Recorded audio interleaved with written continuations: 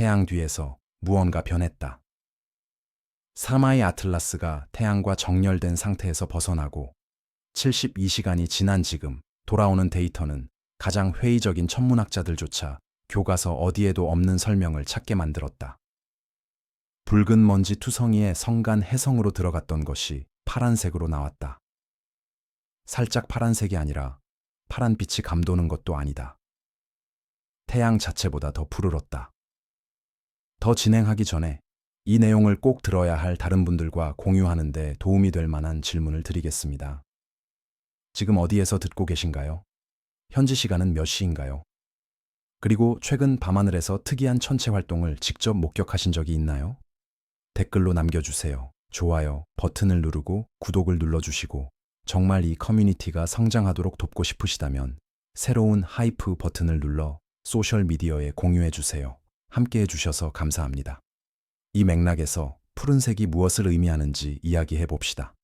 혜성을 관측할 때 혜성은 태양광을 반사합니다. 주변 먼지 입자들이 그 빛을 산란시키죠. 기본 물리학에 따르면 먼지는 빛을 붉게 만듭니다. 지구의 대기가 석양을 붉게 만드는 것과 같은 원리입니다. 더 큰 입자들은 상대적으로 긴 파장을 우선적으로 산란시킵니다. 이는 논란의 여지가 없습니다. 기초 천문학 수준이죠. 태양 복사에 의해 가열된 모든 혜성은 코마의 먼지로 인해 적색 또는 최대 황색을 띱니다. 태양 자체의 표면 온도는 5800K로 익숙한 황백색을 띱니다. 태양보다 푸르게 보이려면 그 물체가 태양보다 더 뜨겁거나 완전히 다른 메커니즘으로 빛을 방출해야 합니다. 스테리오 A 우주선, 소호 태양 관측소, EOS-1님에 탑재된 CCOR-1 코로나 그래프의 데이터에 따르면 스이르와의 아틀라스는 10월 29일 근일점 통과 시 태양보다 뚜렷이 푸른색을 띠었습니다. 물리학이 요구하는 대로 붉어지지 않았습니다. 같은 색이 아니었습니다. 더 푸른색이었다. 이 관측 결과는 서로 다른 센서 기술을 사용하는 여러 독립적인 기기, 여러 우주선에서 나왔다. 교정 오류가 아니다. 처리 과정에서 발생한 인공적 현상도 아니다. 이는 가능하지 않아야 할 현상을 보여주는 실제 데이터다. 아비로브는 관측 후 48시간 이내에 분석 결과를 발표했다. 그는 이를 9번째 이상 현상이라 명명하며 이미 확률의 한계점을 넘어선 목록에 추가했다. 여러 천체물리학 사전 출판 서버에서 링크를 확인할 수 있는 그의 논문은 여력학을 신중하게 설명한다. 사나이 아틀라스의 표면은 태양에 가장 근접한 시점에도 태양 광구보다 약 10배 더 차가워야 한다. 더 차가운 물체는 더 붉은 빛을 방출한다. 이는 흑체 복사이며 슈테판 볼츠만 법칙이다. 19세기부터 확립된 물리학이다. 태양 온도의 10분의 1에 불과한 물체가 열 방출만으로 자연스럽게 태양보다 푸르게 보일 수는 없습니다. 그렇다면 무엇이 그 원인이 될 수 있을까요? 론은 두 가지 범주의 설명을 제시합니다. 자연적 설명은 특정 분자 방출과 관련됩니다. 특정 분자들이 태양 자외선에 의해 역이되면 스펙트럼의 청색 영역에 해당하는 특정 파장의 빛을 방출할 수 있습니다. 탄소 화합물, CN 라디칼, C2로 알려진 분자 탄소 등이 이에 해당합니다. 이들은 충분한 에너지를 공급받을 때 푸른 빛을 냅니다. 문제는 그 강도다. 사마이 아틀라스 혜성의 푸른 빛은 먼지에서 반사된 붉은 빛을 압도할 만큼 밝았다. 이는 태양으로부터 이 거리에서 관측된 어떤 혜성보다도 훨씬 많은 양의 가스 방출을 필요로 한다. 혜성이 가시적으로 분해될 정도의 속도로 질량을 증발시켜야만 가능한 수준이다. 그리고 여기서 이상한 점이 발생한다. 이 천체는 분해되지 않았습니다. 코로나 그래프 촬영 결과 일관된 핵, 30만 킬로미터까지 뻗은 명확한 코마 구조, 그리고 전역에 걸친 그 기묘한 푸른 빛이 확인되었습니다.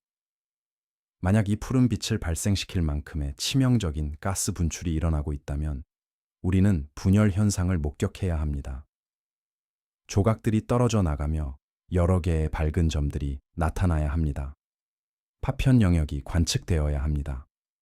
그러나 우리는 그런 현상을 전혀 관측하지 못했습니다. 이 물체는 구조적 완전성을 유지하면서 어떻게든 단순한 설명으로는 이해하기 어려운 푸른 빛을 내뿜고 있습니다. 로엘로에가 신중하게 제시한 대안적 설명은 그는 이를 결론이 아닌 조사할 가치가 있는 추측으로 규정한다는 점을 분명히 하고 싶습니다. 인공광원이나 내부 엔진에서 발생하는 과도한 열과 관련이 있습니다. 만약 스마이 애틀라스에 어떤 종류의 동력권이 존재하고 단순히 태양 에너지를 흡수하여 재방사하는 것이 아니라 내부에서 열을 발생시키고 있다면 이것이 푸른 빛을 설명할 수 있습니다. 주변보다 높은 온도에서 작동하는 뜨거운 엔진은 스펙트럼의 청색 쪽으로 치우친 빛을 방출할 것이다. 인공 조명이라면, 정말 그쪽으로 가보자면 설계자가 선택한 어떤 색이든 가능할 것이다. 자, 여러분 중 일부가 무슨 생각을 하는지 안다. 이건 모든 소행성 뒤에 외계인을 보는 것으로 비판받는 바로 그 아비 로에브다. 그리고 그 비판은 타당하다. 과학은 회의주의를 요구하며 특히 특별한 주장에 대해서는 특별한 회의주의가 필요하다. 하지만 지난 72시간 동안 무엇이 변했는지 살펴보자. 근일점 이전에 사마이 아틀라스는 붉은색이었다. 7월과 8월 동안 지상 망원경으로 진행된 여러 관측에서 먼지 산란과 일치하는 붉은색을 보여주었다. 우리가 예상한 바로 그 모습이다. 그런데 9월에 들어서면서 일부 관측자들은 녹색으로 변하는 것을 발견했는데 이는 가스 배출이 먼지에 비해 더 두드러지게 될 때 발생할 수 있다. 녹색은 해성에서 흔히 나타난다. 이산화탄소와 시아나수소로부터 비롯된다. 여기서 이상한 점은 없습니다. 하지만 파란색은 새로운 현상입니다. 파란색은 근일점 바로 직후에 나타났습니다. 바로 그 천체가 최대 태양 가열에 노출되었을 때, 바로 지구 기반 직접 관측에서 가려졌을 때입니다. 이 타이밍이 저를 불편하게 합니다. 사미 아틀라스는 정확히 10월 29일 11시 47분 UTC에 근일점에 도달했습니다. 그 순간 지구 관점에서 태양 뒤에 위치해 있었습니다. 10월 21일 태양 합성 이후로 계속 그랬습니다. 이를 관측할 수 있었던 유일한 눈은 태양의 압도적인 빛을 차단하고 코로나를 연구하도록 설계된 우주선 코로나 그래프뿐이었다. 이 장비들은 해성의 정밀 분광 분석을 위해 설계된 것이 아니었다. 이런 종류의 관측에 최적화되지도 않았다. 그럼에도 모두 동일한 것을 기록했다. 푸른빛. 급격한 밝아짐은 또 다른 층위를 더한다. 해성은 일반적으로 태양에 접근할수록 점차 밝아지며 밝기와 태양 거리 사이에 예측 가능한 지수 법칙 관계를 따른다. 세마이 아틀라스는 기록상 어떤 해성보다 빠르게 밝아졌다. 미국 해군연구소 연구진은 이 광도 증가를 유례 없는 것으로 묘사했으며 이는 이전에 관측된 어떤 해성의 밝아짐, 곡선보다 가팔랐다. 무언가가 그렇게 빠르게 밝아진다는 것은 태양 가열 곡선만으로는 설명할 수 없을 정도로 빠른 속도로 에너지가 방출되고 있음을 의미한다. 그 에너지는 어디서 오는 것일까? 학술 논문에서는 아무도 입 밖에 내고 싶어 하지 않지만 모두가 생각하고 있는 가능성이 있다. 만약 근일점이 시험이었다면, 무언가가 작동하기 시작했다면, 만약 당신이 항성간 탐사선을 설계하고 우주 공간을 가로지르는 길고 추운 여정 동안 탐사선이 휴면 상태를 유지하기를 원한다면 언제 시스템을 활성화할 것인가? 언제 시스템을 부칭하고 진단을 실행하며 임무 단계 준비를 시작할 것인가? 당신은 최대 에너지 입력을 받는 시점에 그렇게 할 것이다. 근일점에서 실행할 것이다. 태양 전지판이나 어떤 전력 수집 시스템이든 최대 효율에 도달할 때까지 기다릴 것이다. 그리고 그 전원이 열을 동반하고 에너지적 과정을 수반하며 빛을 방출하는 시스템을 포함한다면 우리가 목격한 현상과 정확히 일치하는 것을 볼 수 있을 것이다. 급격한 밝아짐, 색상 변화, 빨간색이어야 할 곳에 푸른빛. 내가 그렇게 되었다고 말하는 것은 아니다. 제가 말하고자 하는 것은 우리가 가진 데이터가 그 해석과 일치한다는 점입니다. 그리고 우리는 이를 배제할 만한 충분한 정보를 가지고 있지 않습니다. 과학은 편안한 설명을 믿는 것이 아닙니다. 과학은 불편한 곳으로 이끈다 해도 증거를 따르는 것입니다. 현재 증거는 사마이 아틀라스가 근일점에서 자연 혜성이 하지 않는 어떤 행동을 했다고 말합니다. 이전의 항성간 방문체와의 비교는 시사하는 바가 있습니다. 오umuamúa는 혜성 활동을 전혀 보여주지 않았습니다. 혜성 꼬리를 형성하지도 않았습니다. 휘발성 물질이 없어 가스 방출이 없었기에 색상 변화도 없었습니다. 보리소프는 통과 전 과정에 걸쳐 일반 혜성과 유사했습니다. 붉은빛 예측 가능한 밝기 증가, 표준적인 꼬리 형성, 모든 것이 교과서적이었죠. 사마이 아틀라스는 둘 다 아닙니다. 혜성적 특징을 지녔습니다. 맞습니다. 코마가 있었고 꼬리도 있었습니다. 가스 방출도 보였습니다. 하지만 세부 사항이 틀렸습니다. 화학 성분이 틀렸고 행동 양상이 틀렸습니다.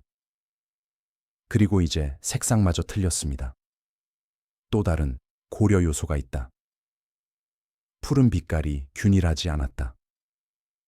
펀치 위성 군집이 촬영한 이미지는 공개 몇 시간 만에 시민 과학자들에 의해 처리되었는데 푸른 방출광의 구조가 드러났다. 단순히 균일한 빛이 아니라 코마 전역에 걸쳐 패턴과 강도 변화가 관측된 것이다. 구조화된 방출은 구조화된 원천을 시사한다.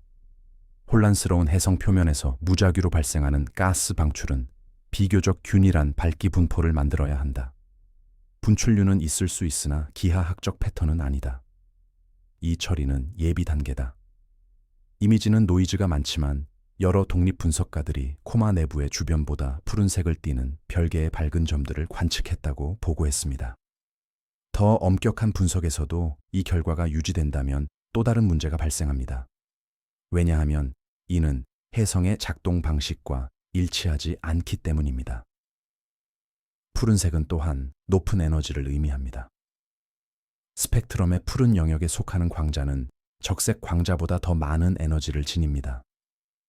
방출을 적색에서 푸른색으로 전환하려면 시스템에 에너지를 투입해야 합니다. 태양 가열이 에너지를 제공합니다. 물론입니다. 하지만 그 에너지는 열적 스펙트럼, 즉 이처럼 차가운 물체에서 적외선 영역에서 정점을 이루고 가시광선 영역으로 붉은 빛으로 확장되는 흑체 곡선을 만들어야 합니다. 청색 방출은 비열적 과정을 필요로 합니다. 괴너지 광자를 선택적으로 생성하는 특정, 여기 메커니즘으로 에너지가 집중되어야 합니다. 화학 반응이 이를 가능하게 합니다. 다른 요인도 마찬가지입니다. 안타까운 점은 우리가 그 정점을 놓쳤다는 것입니다. 근일점은 10월 29일이었습니다. 지상 망원경들은 사마이 아틀라스가 태양의 눈부심 속으로 들어감에 따라 위치에 따라 10월 9일 또는 10일에 그 물체를 더 이상 포착하지 못했습니다. 지구에서 다시 관측 가능해지는 시점은 근일점 이후 2주, 즉 무슨 일이 일어났든 그 일이 발생한 지 2주 후인 11월 11일이 될 것입니다. 우리가 대형 망원경을 겨눌 수 있을 때쯤이면 그 순간은 이미 지나가 버릴 것이다. 그 물체는 태양으로부터 멀어지며 식어가고 있을 것이다. 푸른 빛을 일으킨 원인이 무엇이든 이미 멈췄을지도 모른다.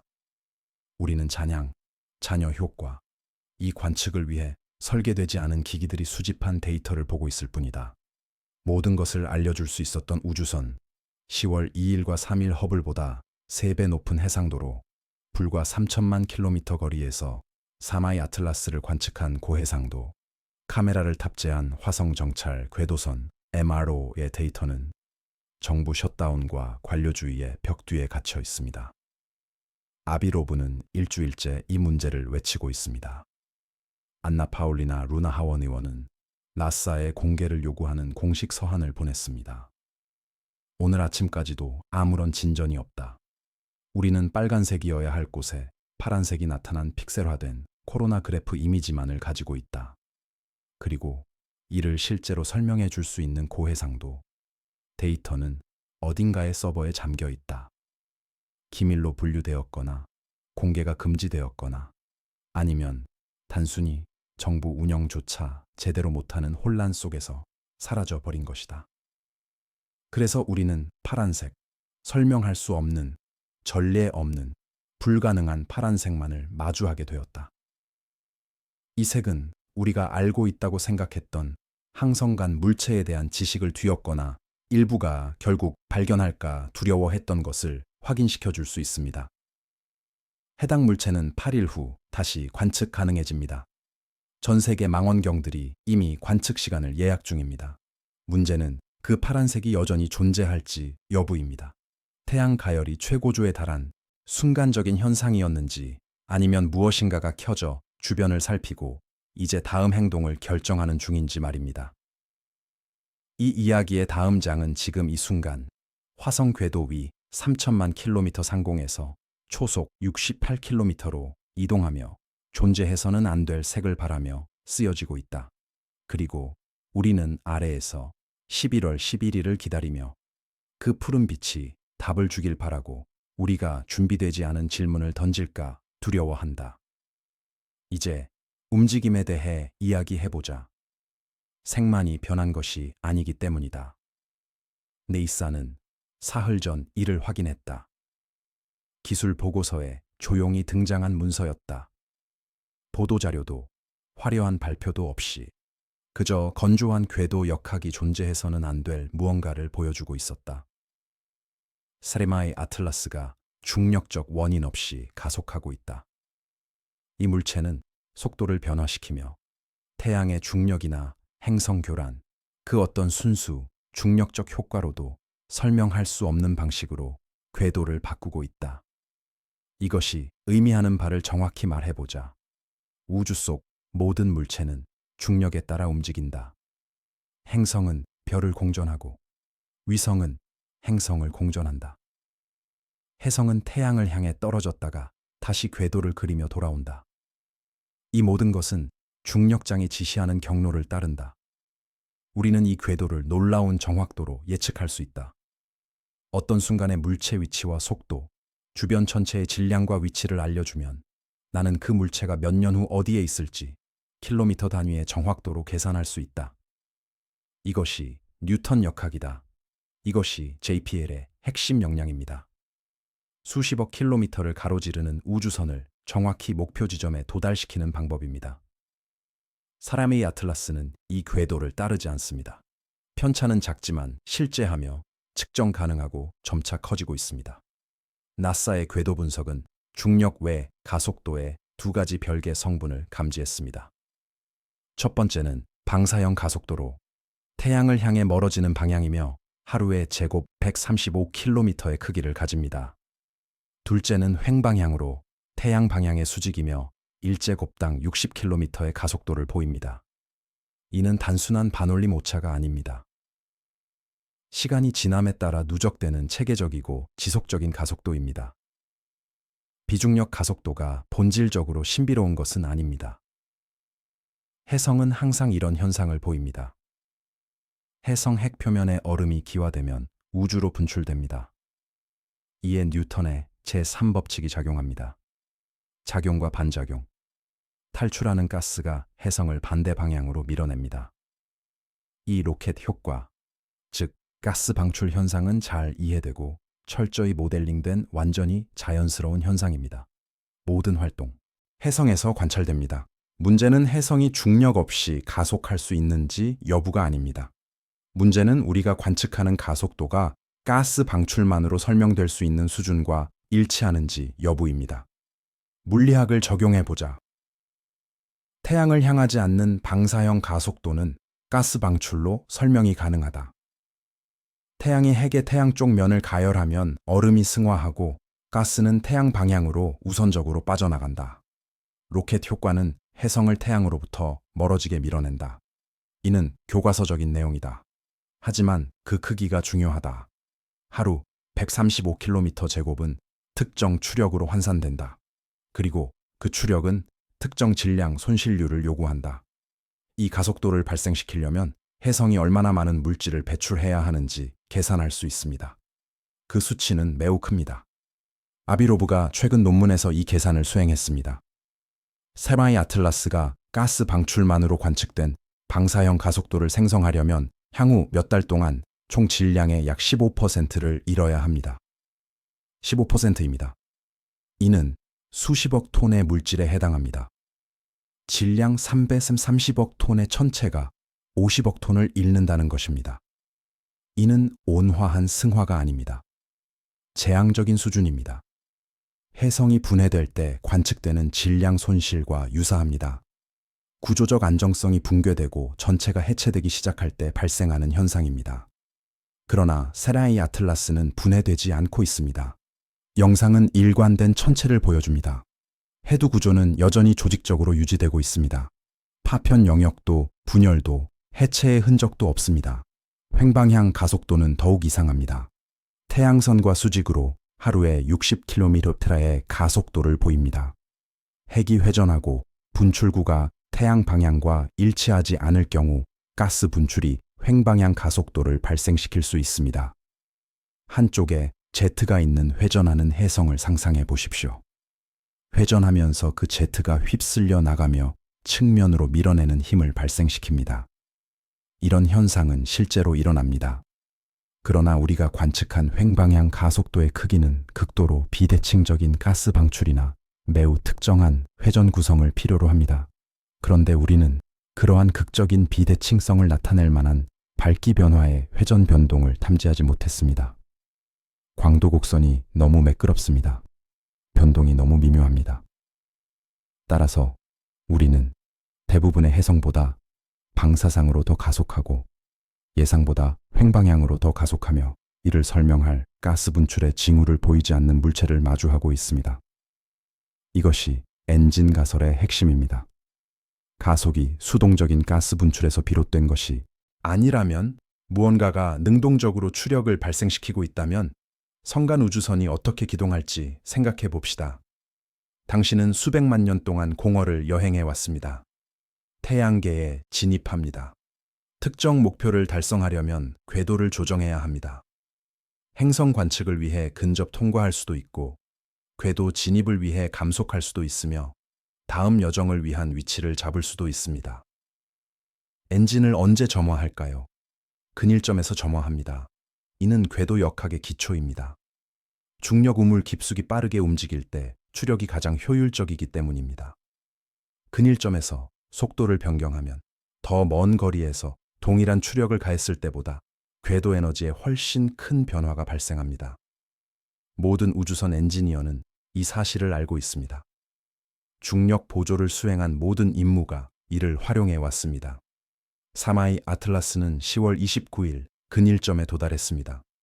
근일점 전후 데이터를 포함한 궤도 분석에서 비중력 가속도가 감지되었습니다. 가속도 매개 변수가 변경되었습니다. 근일점 이후와 이전이 달랐습니다. 극적으로 마치 누군가 스로틀을 갑자기 열어버린 것처럼은 아니지만 측정 가능한 수준으로 달라졌습니다. 추진 시스템이 작동하여 연소를 수행한 후 다시 스로틀을 줄였을 때 볼 수 있는 종류의 변화입니다. 이것이 실제로 일어난 일이라고 말하는 것은 아닙니다. 다만 데이터가 이와 일치하며 다른 설명을 하려면 해성이 행동하지 않는 방식으로 행동하면서도 그 행동에서 필연적으로 따라야 할 결과를 어떻게든 피하고 있다고 믿어야 한다는 점을 말하고 있습니다. 이 정도의 추력을 생성하는 가스 방출은 가시적인 질량 손실을 초래해야 합니다.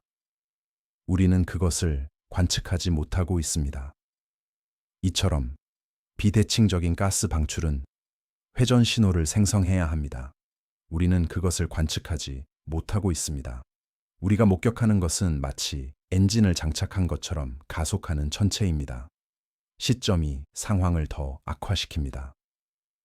이전 영상에서 논의한 바와 같이 사라나이 아틀라스의 궤도는 화성, 금성, 목성으로부터 수천만 킬로미터 이내로 접근합니다. 행성 평면과 5도 이내로 정렬된 궤도로 내행성계를 통과합니다.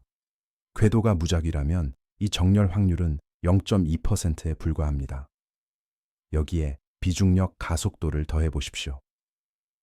이 가속도는 궤도를 정밀하게 조정합니다.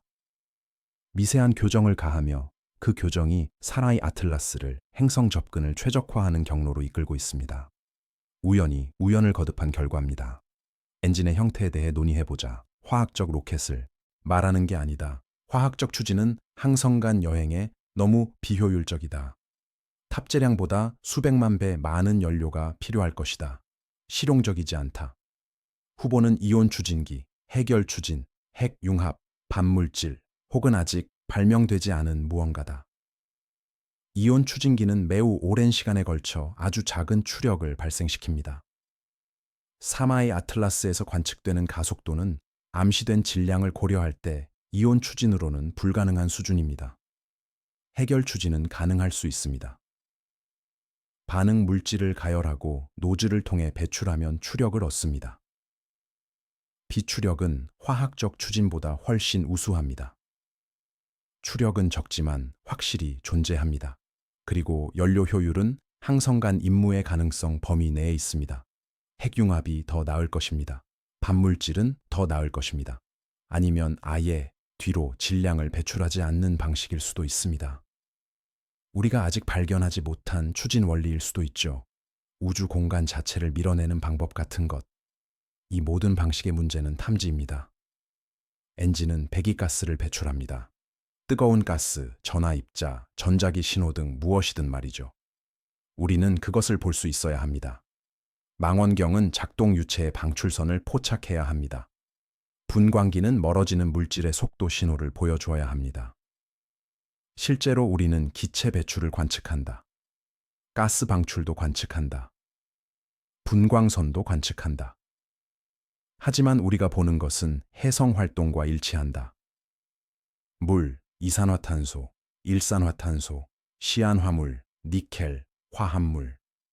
이것이 해성 기체 배출로 교묘히 위장한 엔진 배기일까? 아니면 실제 해성 기체 배출이고 엔진은 차가운 무언가, 가시적인 기둥을 생성하지 않는 무언가, 우리가 찾지 않는 방식으로 밀어내는 무언가일까? 사마이 아틀라스가 태양으로부터 멀어지면서 가속도는 계속됩니다. 온도가 낮아지고 태양열이 감소함에 따라 비중력 가속도는 줄어들어야 합니다. 가스 방출은 태양열에 의해 발생합니다. 열이 적으면 가스도 적고 추력도 줄어듭니다. 만약 가속도가 줄어들지 않고 해성이 멀어지면서도 강하게 유지되거나 오히려 증가한다면 이를 자연적으로 설명하기는 매우 어려울 것입니다. 몇 주 안에 알게 될 것입니다. 11월 11일부터 시작되는 관측으로 새로운 궤도 데이터를 얻을 수 있을 것이다. 소행성 센터가 천체 위치표를 업데이트할 것이다. 가속도 매개 변수가 정밀해지고 사나이 아틀라스가 여전히 추력을 내며 여전히 궤도를 조정하며 여전히 자신이 어디로 가는지 아는 것처럼 행동하는지 확인할 수 있을 것이다. 그동안 우리는 나사의 확인이 기술, 문서에 담겨 있고 아비로브가 엔진에 관한 논문을 쓰고 있으며 나머지 천문학계는 조용히 자체 계산을 수행하며 수치를 확인하고 모든 것을 무효화할 오류를 찾으려 애쓰고 있습니다. 지금까지 아무도 그 오류를 찾지 못했습니다. 가속도는 실제합니다. 문제는 그 원인이 무엇이며 우리가 모든 가능성을 고려할 용기가 있는지 여부다. 그리고 이 점이 우리를 화학으로 이끈다. 왜냐하면 이 물체의 구성 성분이 아마도 이 이야기 전체에서 가장 이상한 부분이기 때문이다. 초당 3g. 이것이 사나이 아틀라스가 우주로 방출하는 니켈의 양이다. 미량도 아니고 10억 분의 1 수준의 오염도 아니다. 초당 4g씩. 존재해서는 안 될 플룸 형태로 핵에서 흘러나가고 있다. 그리고 그곳에 있어야 할 철, 우주 물체에서 니켈을 발견할 때 항상 존재하는 철이 사라졌다. 감소한 것도 고갈된 것도 아니다. 사라진 것이다. 그레고리 로저스 박사는 이를 직설적으로 표현했다. 로저스는 변두리 이론가가 아니다. 그는 미 공군 비행의사로 근무했으며 케이프 커네버럴에서 항공우주의학 책임자를 역임했다. 우주선, 재료, 궤도에 진입하는 실제 하드웨어와 함께 일해왔다. 그가 이 성분이 불가능하다고 말할 때 그는 자연물과 인공물의 화학적 특성을 직접 경험한 바를 바탕으로 말하고 있다. 지난주 공개된 그의 발언은 학계의 애매모호함을 단번에 꿰뚫는다. 자연적으로 형성된 우주 물체는 항상 철과 니켈을 함께 포함한다. 비율은 다르지만 둘 다 존재한다. 세마이 아틀라스는 철 없이 니켈만 가지고 있다. 이는 자연에서는 발생하지 않는다. 니켈과 철이 어디서 오는지 이야기해보자. 둘 다 거대한 별 내부에서 일어나는 핵합성, 즉 핵융합 반응을 통해 생성됩니다. 별이 연료를 소모하며 더 무거운 원소들, 탄소, 산소, 규소, 그리고 결국 철을 만들어냅니다. 철은 에너지를 방출하는 핵융합의 최종 단계입니다. 그보다 무거운 원소들은 에너지를 투입해야 생성되며 초신성 폭발에서만 발생합니다. 니켈은 이러한 과정에서 철과 함께 생성됩니다. 별이 폭발하면 두 원소 모두 우주 공간으로 흩어집니다. 이들은 성간 매질과 혼합됩니다. 이들은 먼지 입자로 응축됩니다. 행성, 소행성, 해성으로 축적됩니다. 그리고 항상 함께 존재합니다. 우주의 철과 니켈 풍부도 비율은 대략 18대 1입니다. 철이 풍부한 천체나 니켈이 풍부한 천체는 찾을 수 있지만 최소한의 철 없이 니켈만 존재하는 경우는 없습니다. 이는 헬륨 없이 수소만 찾는 것과 같습니다. 물리학적으로 불가능합니다. 사마이 아틀라스는 어떻게든 이를 달성하고 있습니다. 분광 관측 결과는 명백하다. 칠레의 초대형 망원경 VLTE 해두개에서 강한 니켈 방출선을 포착했다. 여러 관측소가 이를 확인했다. 제임스 웹 우주 망원경이 화학 성분을 상세히 분석했다. 니켈은 풍부하지만 철은 검출되지 않았다. 철 농도의 상한선은 그 정도의 니켈과 동반되어야 할 양보다 수십 배 낮다. 이는 측정 오류가 아니다. 교정 문제도 아니다. 여러 기기와 다양한 기법이 모두 동일한 결과를 보여줍니다. 방출되는 화합물은 거의 확실히 니켈 테트라카본닐입니다. 스펙트럼 특징이 일치합니다. 니켈 테트라카본닐은 분자입니다. 니켈이 4개의 일산화탄소 그룹과 결합한 형태입니다. 휘발성이 강해 쉽게 증발하며 자외선 아래에서 니켈 원자와 일산화탄소로 분해됩니다. 이 모든 것이 스펙트럼에서 관측됩니다. 문제는 니켈 테트라카본닐이 어디서 왔는가입니다. 지구에서는 우리가 제조합니다. 1890년대에 개발된 몬드 공정, 몬드 프로세스은 니켈 테트라카본닐을 이용해 니켈을 고순도로 정제합니다. 불순한 니켈을 일산화탄소 가스에 노출시키면 니켈 테트라카본닐이 형성됩니다. 이를 가열하면 순수한 니켈이 침전됩니다. 이는 산업화학 공정입니다. 정제소에서 일어나는 일이지 우주에서는 발생하지 않습니다. 자연적으로 형성될 수 있을까요? 기술적으로는 가능합니다. 니켈이 필요합니다. 일산화탄소가 필요합니다. 적절한 온도와 압력 조건이 필요합니다. 일산화탄소는 해성에서 흔합니다. 니켈은 우주먼지에 존재합니다. 만약 얼음 속에 비정상적으로 농축된 금속 니켈 입자가 포함된 해성이 있고 그 입자들이 얼음이 승화하면서 일산화탄소 가스에 노출된다면 니켈 테트라카본닐이 생성될 수도 있습니다. 가능하다는 점입니다. 문제는 농도입니다. 우리는 미량도 관측하지 못하고 있습니다. 우리가 관측하는 방출률은 매일 킬로그램 단위의 니켈이 방출된다는 것을 암시합니다. 이는 핵에 엄청난 양의 금속 니켈이 존재해야 함을 의미하며 우주적 풍부도보다 훨씬 많은 양입니다. 게다가 여전히 사라진 철을 설명하지 못합니다. 니켈이 정상적인 항성 핵합성에서 유래했다면 철도 함께 존재해야 합니다. 철 역시 카보닐 화합물을 형성합니다. 철 펜타카보닐은 알려진 화합물입니다. 일산화탄소가 니켈과 반응한다면 철과도 반응해야 합니다. 두 가지 모두 관측되어야 합니다. 그러나 우리는 하나만 관측합니다. 시안화물과의 비율은 상황을 더 악화시킵니다. 시안화물, GCN, 라디칼레언스는 해성에서 흔히 발견됩니다. 이는 태양 복사 아래에서 유기화합물이 분해되면서 생성됩니다. 해성 코만의 시안화물의 양은 핵내 유기 화학적 상태를 알려줍니다. 사마이 아틀라스 해성은 정상 수준의 시안화물을 보유하고 있으며 오히려 약간 낮은 편일 수 있습니다. 그러나 니켈 대 시안 화물 비율은 알려진 어떤 해성보다도 수십 배 높습니다. 수십 배입니다. 아비로브는 우리가 관측한 성분을 가진 해성에서 이 비율이 자연적으로 발생할 확률을 계산했습니다. 1% 미만입니다. 목록에 추가하세요. 로저스 박사는 우주선 재료에 대해 지적했습니다. 우리가 위성을 제작하고 우주 탐사선을 설계할 때 니켈 합금을 사용합니다. 니켈 자체만으로는 이상적이지 않기 때문이 아니라 니켈 합금이 우리가 필요로 하는 특성을 지니기 때문입니다. 내식성, 고온 강도, 치수, 안정성입니다. 특정 용도에서는 철 함량이 적은 니켈을 사용하기도 합니다. 예를 들어 니켈 200이 그렇죠. 전자기기에 사용되는 순수 니켈로 자기 특성이나 내화학성이 중요한 특수 부품에 쓰입니다.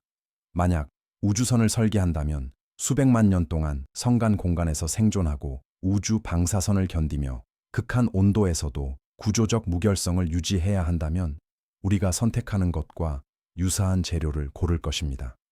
자기 간섭이나 산화 문제를 피하기 위해 높은 니켈 함량과 낮은 철 함량을 유지합니다. 그리고 그 우주선이 손상되거나 재료를 연소시키거나 니켈 합금 탱크에 저장된 휘발성 물질이 누출된다면 우리가 목격하는 현상과 정확히 일치하는 것을 볼 수 있을 것입니다. 철없이 니켈이 방출되는 현상입니다. 이는 증거가 아닙니다. 데이터에 부합하는 시나리오일 뿐입니다. 하지만 여기서 저를 괴롭히는 점이 있습니다. 개별 이상 현상에 대한 여러 가지 설명이 존재합니다. 푸른색은 이온화된 일산화탄소일 수 있습니다. 가속도는 비대칭 가스 방출일 수 있습니다. 니켈은 특이하지만 자연적인 화학 반응일 수 있습니다. 각각 단독으로 보면 가능성은 낮지만 불가능하지는 않습니다.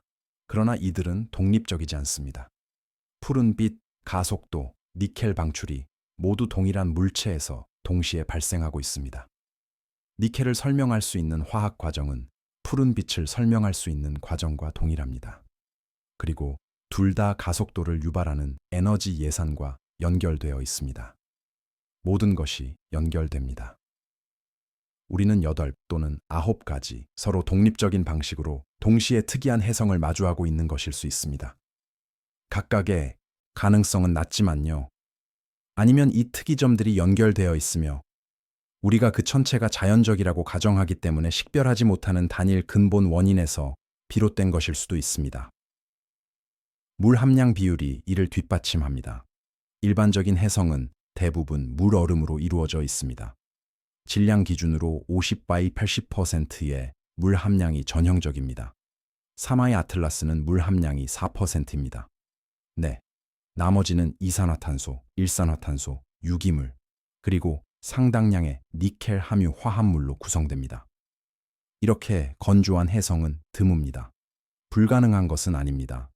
일산화탄소가 주성분인 해성도 이전에 관측된 바 있지만 역시 드뭅니다. 그리고 생각해보면 편리합니다.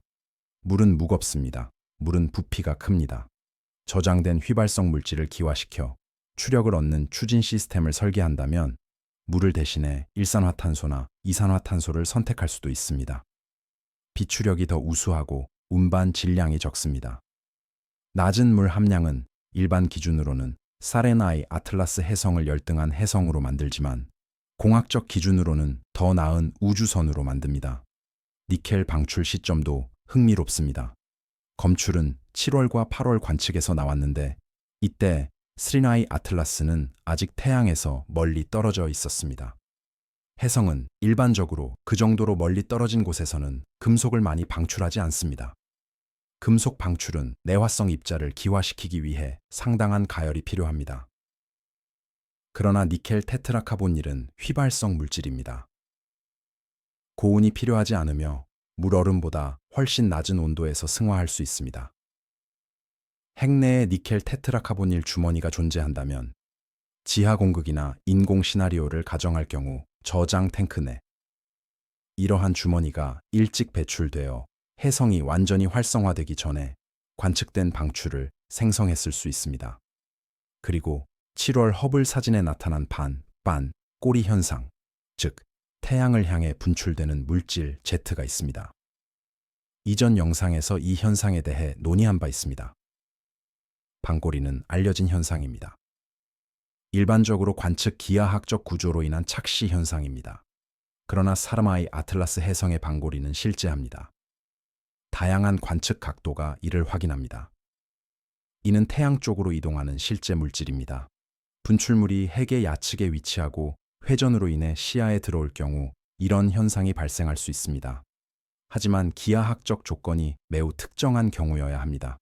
아니면 물질이 능동적으로 태양 쪽으로 추진되고 있다는 뜻입니다. 전방을 향한 노즐의 배기가스, 자세 조정을 위한 반응, 제어 추진기, 그리고 그 과정에서 니켈 함유 휘발성 물질을 배출한다면 우리가 관측한 화학적 현상이 발생합니다.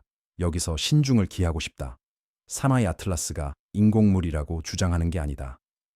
자연 물체로는 설명이 불가능한 화학적 현상이며 대안 설명들은 개별적으로도 가능성이 낮고 종합적으로도 비현실적인 가정을 필요로 한다는 점을 지적하는 것이다. 과학적 방법은 이런 상황을 처리하도록 설계되었다. 가설이 데이터와 부합하지 않으면 가설을 수정한다. 여러 비현실적인 요소들이 동시에 성립해야 한다면 이를 더 간결하게 설명할 대안적 틀을 모색한다. 그러나 여기서 제시된 대안적 틀은 주류에서 너무나도 벗어나 있으며 우리가 우주에서 차지하는 위치에 대한 이해를 너무나도 뒤흔들어 수용하기 위한 문턱이 엄청나게 높습니다. 이는 당연한 일입니다. 특별한 주장은 특별한 증거를 요구합니다. 하지만 어느 시점에서는 특별한 방향을 가리키는 평범한 증거들의 축적이 진지하게 고려되어야 합니다. 나사의 입장은 분명하다. 2025년 현재 왠지 모르게 김 카다시안의 질문에 답변한 샤 더피 나사 국장 대행은 외계인도 지구에 대한 위협도 없다 고 말했다. ESA도 같은 입장이다. 합의된 견해는 특이한 성질을 지닌 자연적 해성이다. 이 견해는 현명한 사람들, 진지한 과학자들, 해당 분야 전문가들이 지지한다. 나는 이를 존중한다. 하지만 합의가 반드시 옳다는 뜻은 아니다. 합의는 오umu아무아가 해성이다고 했으나 데이터가 소행성으로 재분류를 강요할 때까지였다. 합의는 항성간 물체가 드물다고 했으나 8년 만에 세계를 발견할 때까지였다. 합의란 다른 것을 믿을 이유가 생기기 전까지 우리가 믿는 것이다. 니켈이 바로 그 이유 혹은 그 일부다. 산업용 화합물이 초당 4g씩 방출되고 이를 포함할 이유가 없는 천체에서 나왔으며 동반되어야 할 철이 결여되었고 자연화학으로는 설명할 수 없는 비율로 나타났습니다. 무언가가 그 니켈을 만들었고 무언가가 그것을 철과 분리했으며 무언가가 그것을 사모아이 아틀라스에 넣었습니다. 문제는 그 무언가가 초신성과 수십억 년에 걸친 불가능한 화학 반응이었는지 아니면 지능과 공학, 의도였는지입니다. 그리고 이 점이 이야기에서 가장 답답한 부분으로 이어집니다. 우리가 확보하지 못한 데이터입니다. 사르마이 아틀라스의 가장 중요한 이미지는 10월 2일과 3일에 촬영되었습니다. 이 사진들은 나사의 화성 정찰 궤도선 MRO에 탑재된 하이라이즈 카메라가 항성간 방문체가 화성으로부터 3천만 킬로미터 이내로 접근했을 때 포착한 것입니다. 해상도는 픽셀당 30cm로 허블 망원경의 최고 화질보다 3배 우수합니다. 이 사진들은 표면 특징, 구성 변화, 구조적 세부 사항을 보여줄 수 있어 이 물체가 실제로 무엇인지에 대한 의문을 해결할 수 있었을 것입니다. 그러나 이 사진들은 공개되지 않았습니다. 아비로브는 10월 28일 조 로건 익스피리언스에 출연했습니다. 해당 에피소드는 10월 29일에 공개되었습니다. 3시간 30분 동안의 대화는 사르마이 아틀라스, 우무아무아, 외계 지적 생명체 탐색, 그리고 로브가 학계에서 마주하는 제도적 저항에 대해 다루었습니다. 하지만 이 이야기에서 중요한 부분, 모든 플랫폼에 클립되어 공유된 부분은 로브가 하이라이즈, 하이라이스, 이미지에 대해 이야기하는 대목이다. 그는 눈에 띄게 좌절감을 드러냈다. 네이사가 데이터를 공개할 시간이 4주나 있었다고 설명한다. 과학계가 우리가 추적한 가장 특이한 물체의 고품질 관측 자료를 갈망해온 4주 동안 말이다. 그런데도 이미지는 공개되지 않고 있다. 조 로건은 로에게 나사 임시 행정관 샤더피에게 직접 연락할 것을 제안했다. 다음 날 로는 이를 실행에 옮겼다. 그는 케네디 우주센터가 위치한 플로리다 제13 선거구를 대표하는 애나폴리나 루나 하원 의원과 협조했다. 루나 의원은 개척 과학을 지지해왔으며 우주 탐사의 투명성을 촉구해왔고 이번 사안을 진지하게 받아들인 것으로 보인다. 그녀는 10월 30일 샤더피에게 공식 서한을 보냈다. 해당 서한은 공개되어 있다. 온라인에서 확인할 수 있다. 그녀는 나사에 하이라이즈 데이터를 즉시 공개할 것을 요청하며 과학적 중요성을 언급하고 이미 수집된 정보를 공개하지 않는데 미국 정부 셧다운이 타당한 이유가 될 수 없다고 지적했다. 11월 3일 오전 현재 응답도 데이터 공개도 확인도 없었다. 정부 셧다운은 10월 1일에 시작되었습니다. 시기가 의심스럽습니다. 사마이 아틀라스는 10월 3일 화성에 가장 근접했습니다. 화성 정찰 궤도선 MRO는 완벽한 위치에 있었습니다. 하이라이즈 장비가 가동되었습니다. 관측이 수행된 직후 정부가 셧다운되었습니다. 나사는 최소 운영 모드로 전환되었습니다. 데이터 공유가 중단되었습니다. 사마이 아틀라스뿐만 아니라 모든 미션이 영향을 받았습니다. 나사 데이터에 의존하는 진행 중인 연구를 수행 중인 과학자들은 접근이 차단되었습니다. 국제 협력자들은 나사 이메일 주소로부터 자동 반송 메일을 받고 있다. 이는 사마이 아틀라스 정보만을 표적으로 한 억압이 아니다. 모든 것에 동등하게 영향을 미치는 관료적 기능 장애다. 그러나 시점 10월 1일 중요한 관측이 이루어진 바로 그날 ESA의 화성 익스프레스와 엑소마스 트레이스 가스 궤도선 역시 사마이 아틀라스를 촬영하던 바로 그날이다. ESA는 그들의 데이터를 공개했다. 물론 그들의 이미지는 훌륭하지 않다. 해당 카메라들은 화성 표면 촬영용으로 설계되었으며 사마이 아틀라스는 일반 관측 대상보다 1만 배에서 10만 배 더 희미합니다. 혜성은 약간 흐릿한 흰 점으로 나타나 상세 분석에는 부적합하지만 그들은 공개했습니다. 나사는 그렇지 않았습니다. 로건의 쇼에서 로는 이를 완벽하게 표현했습니다. 외계 지적 생명체보다 지구적 무능함이 원인일 가능성이 훨씬 높습니다. 그는 음모론을 주장하는 게 아니다. 무능함, 잘못된 우선순위, 제도적 관성을 지적하는 것이다. NASA는 예산 정치로 인해 문을 닫은 상태다. 하이라이즈 데이터를 처리하고 공개할 과학자들은 휴직 중이거나 무급으로 일하고 있다. 데이터 공개를 결정하는 사람들은 더 큰 문제들을 처리하며 핵심 임무를 유지하고 혼란을 관리하고 있다. 사마이 아틀라스는 우선순위가 아니다. 비록 세 번째로 관측된 항성간 천체라 해도 비정상적인 행동을 보인다고 해도 과학계가 그 데이터를 간절히 원한다고 해도 네이사에는 다른 문제들이 있다. 하지만 여기서 복잡해진다. 하이라이즈 데이터는 원시 데이터가 아니다. 이미 처리된 상태다. MRO팀은 카메라 데이터 처리를 위한 표준 파이프라인을 갖추고 있다. 이미지는 10월 2일과 3일에 촬영되었다. 지금은 한 달이 지났다. 처리 작업은 완료되었어야 합니다. 이미지는 아카이브에 저장되어 공개될 준비가 되어 있어야 합니다. 나사의 화성 탐사 임무 정책은 공개 데이터입니다. 모든 자료는 몇 달 안에 행성 데이터 시스템에 입력되어 누구나 이용할 수 있습니다.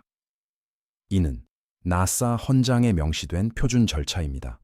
데이터는 대중의 소유입니다. 전 세계 연구자들이 이를 활용합니다. 학생들은 이를 바탕으로 논문을 씁니다. 기밀 자료도 아니고 민감한 정보도 아닙니다. 화성일 뿐입니다. 사마이 아틀라스는 비정상적이지만 보안 문제는 아닙니다. 혜성인지 뭔지 지구에서 멀리 떨어진 궤도를 돌고 있습니다.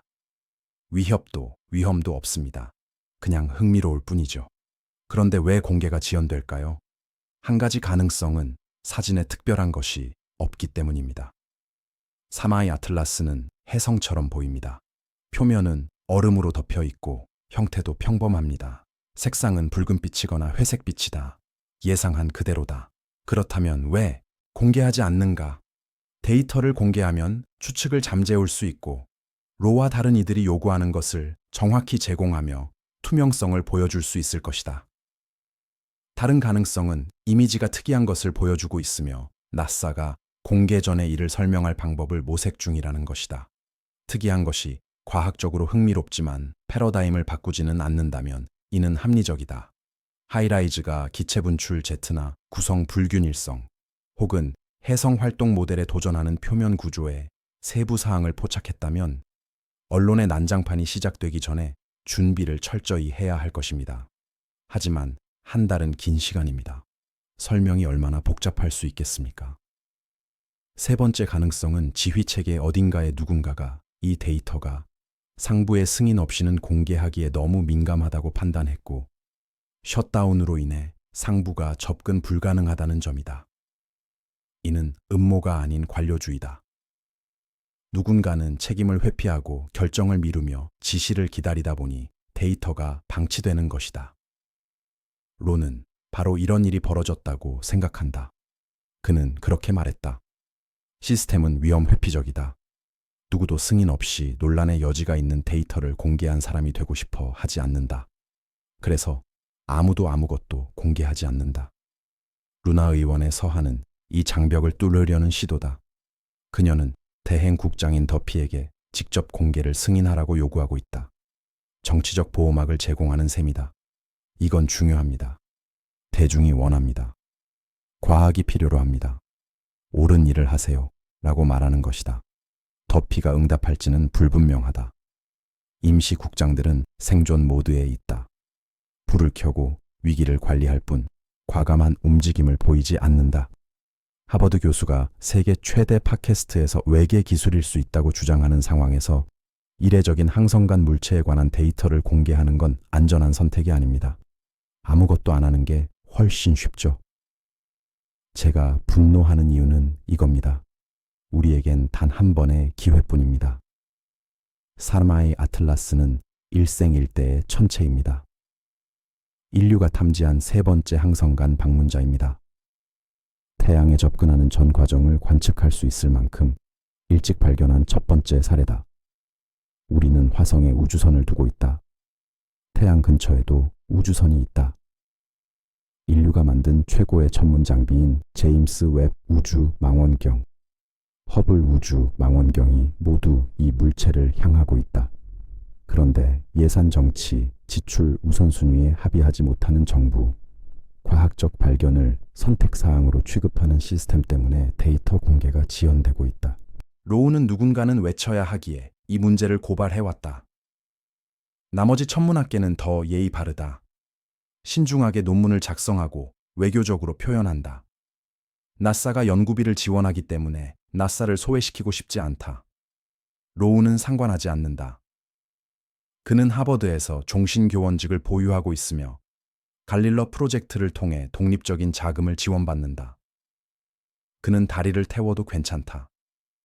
그리고 그는 그 지위를 이용해 당연히 요구되어야 할 것을 요구하고 있다. 데이터를 공개하라. 당신이 본 것을 보여주세요. 조 로건 출연은 이 메시지를 수백만 명에게 증폭시켰습니다. 로건의 청중은 학술 천문학계가 아닙니다. 일반 대중입니다. 우주, 외계인, 미스터리에 호기심을 가진 사람들입니다. 로는 그 프로그램에 출연하며 자신이 그 사람들에게 닿을 것, 메시지가 퍼질 것, 학술 논문이 할 수 없는 방식으로 나사에 압박을 줄 것임을 알고 있었습니다. 그리고 효과가 있었습니다. 이 이야기는 이제 주류가 되었다. 하지만 우리는 여전히 그 이미지를 보지 못하고 있으며 하루하루가 지나갈수록 그 맥락은 중요성을 잃어간다. 결정적인 순간이 지나가고 있다. 그 이미지들이 우리에게 확실한 무언가를 알려줄 수 있는 기회는 닫혀가고 있다.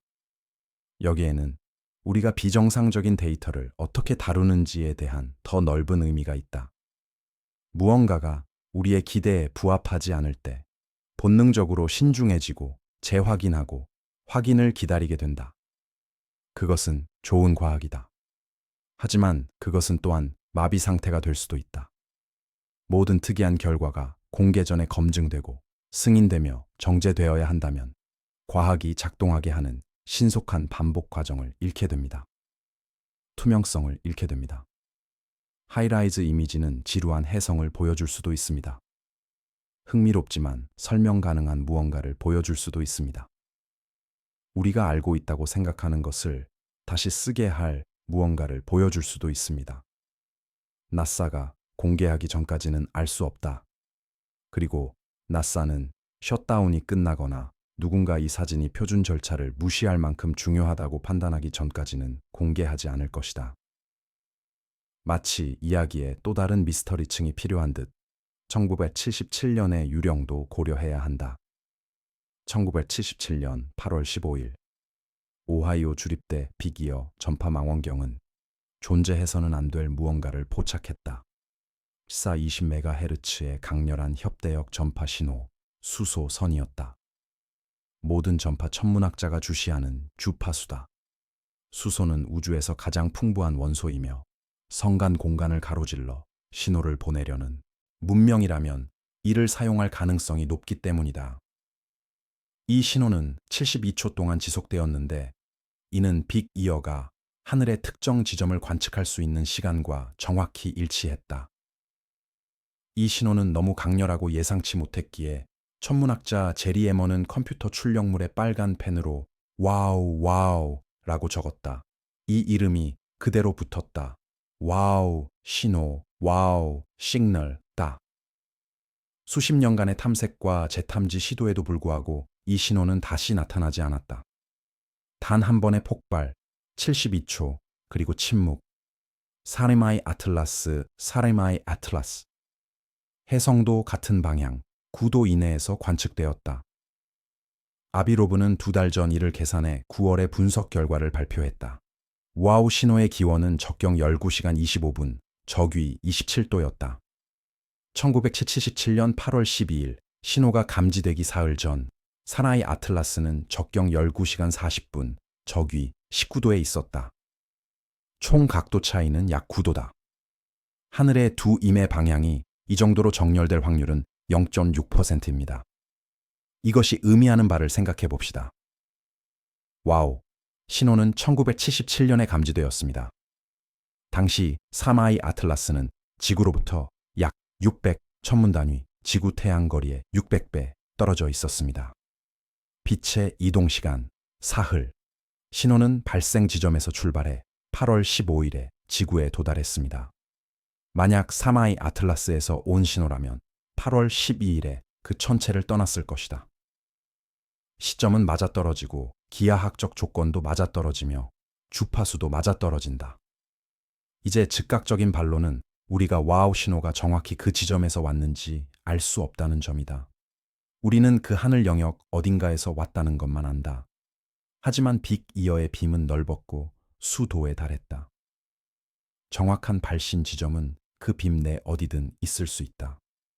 물론 불확실성은 존재하지만 구도는 빔폭 범위 내에 충분히 들어갑니다. 사마이 아틀라스는 시야 내에 있었을 것입니다. 주파수가 흥미롭습니다. 1420MHz는 임의의 값이 아닙니다. 이는 중성수소의 초미세전이 주파수입니다. 수소 원자 내 전자가 양성자에 대해 스핀을 뒤집을 때 정확히 이 주파수의 광자를 방출하거나 흡수합니다. 이것이 바로 유명한 21cm 선입니다. 전파 천문학자들이 은하 내 수소 분포를 매핑하는 데 사용하는 선이죠. 세티 탐사가 집중하는 선이기도 합니다. 기술 문명이라면 누구나 이 선을 알고 있을 테니까요. 인공 신호로 인식되길 원한다면 의미 있는 주파수를 사용해야 합니다. 420MHz는 의미가 있습니다. 우리는 물리학을 알고 있다. 우리가 천문학을 안다는 뜻이다. 이는 의도적인 것이다. 와우 신호는 강력했다. 매우 강력했다. 강도는 배경 잡음은 수준보다 30배 높았다. 비교를 위해 빅 이어가 탐지한 전형적인 우주 전파 소스는 배경 잡음의 2~3배 정도였다. 30배는 엄청난 수치다. 이는 매우 강력한 송신기이거나 상대적으로 가까운 송신기를 의미한다. 로에는 이 신호가 600 천문단위 AU 떨어진 사나이 아틀라스 행성에서 왔을 때 필요한 출력을 계산했습니다. 약 1기가와트. 이는 원자력 발전소의 출력과 같습니다. 기술 문명에게는 불가능한 수치가 아닙니다. 하지만 문제가 있습니다. 신호가 반복되지 않았습니다. 천문학자들은 1977년 이후 그 하늘 영역을 수백 번이나 탐색했습니다. 다른 망원경, 다른 주파수, 다른 관측 전략을 사용했죠. 아무것도 없었다. 빅 이어 망원경 자체도 동일한 지점을 여러 차례 재관측했다. 침묵뿐이었다. 와우, 신호를 유발한 원인이 무엇이든 그것은 일회성 사건이거나 적어도 매우 드문 사건이었으며 우리는 거의 50년 동안 다시 포착하지 못했다. 만약 사라마이 아틀라스가 와우 신호를 전송했다면 왜 1977년에 단 한 번의 신호를 보낸 뒤 침묵했을까? 한 가지 가능성은 시험 전송이었다는 것이다. 별 사이를 여행하는 탐사선이 송신기를 작동시켜 작동 여부를 확인하고 자신의 존재를 알린 후 긴 여정을 위해 전력을 절약하기 위해 꺼버린 것일 수 있다. 또 다른 가능성은 그것이 우리를 겨냥한 것이 아니라는 점이다. 아마도 사나이 아틀라스는 다른 무엇인가와 통신 중이었을 것이다. 다른 탐사선, 중계 기지, 모항 같은 곳. 우연히 우리가 그 빔 경로에 있었던 것이다. 우리는 엿듣고 있었던 셈이다. 아니면 우리를 겨냥했을 수도 있다. 그리고 반복되지 않았다는 것은 우리가 시험에 실패했다는 뜻이다. 우린 그것을 감지했다. 출력물에 와우 라고 적었다. 그리고는 아무것도 하지 않았다. 응답하지 않았다. 협동 탐사를 진행하지 않았다. 진지하게 받아들이지 않았다. 빅 이어는 1990년대에 골프장 부지를 마련하기 위해 철거되었다. 누군가 인류가 주의를 기울이고 있는지 알고 싶었다면 와우 신호는 우리가 그렇지 않다고 알려줬을 것이다. 우리는 간신히 알아차렸을 뿐 곧바로 다른 일로 넘어갔다. 0.6%의 확률은 무시할 수 없는 수치다. 태양계 내 모든 천체를 대상으로 이 분석을 수행한다면 우연의 일치를 발견할 것이다. 하지만 세레나이 아틀라스는 무작위 천체가 아니다. 이미 8가지 다른 방식으로 특이성을 보인다. 다부와우 신호와의 연관성은 그 위에 겹쳐진 9번째 우연이다. 어느 시점에서 이를 우연이라 부르지 않을 것인가? 로에는 분석에서 더 넓은 관점을 제시했다. 우리는 우주로 신호를 보낸다. 1974년 RS-15 메시지, 보이저, 골든 레코드. 우리는 우주 어딘가에 누군가가 있다면 그들이 듣고 있을지도 모른다고 가정한다. 하지만 우리는 또한 누군가가 우리에게 신호를 보낸다면 우리가 그것을 알아볼 것이라고 가정한다. 우리는 그것을 진지하게 받아들일 것이다. 와우! 신호는 세티가 찾고 있는 바로 그 종류의 신호였다. 강력하고 좁은 대역폭이며 중요한 주파수에서 태양계 외부에서 온 신호였다. 그런데 우리는 후속 조치를 취하지 않았다. 만약 그 신호가 메시지였다면 우리는 그것을 무시했다. 이제 50년이 지난 지금 그 신호를 보냈을지도 모르는 천체가 우리 태양계에 들어왔다. 10월에 화성을 지나갔고 12월에 지구에 가장 근접할 예정이다. 그런데 우리는 그것이 혜성인지 아닌지 논쟁 중이다. 어쩌면 와우 신호가 그 발표였을지도 모른다. 아마도 사나이 아틀라스가 후속 조치일지도 모른다.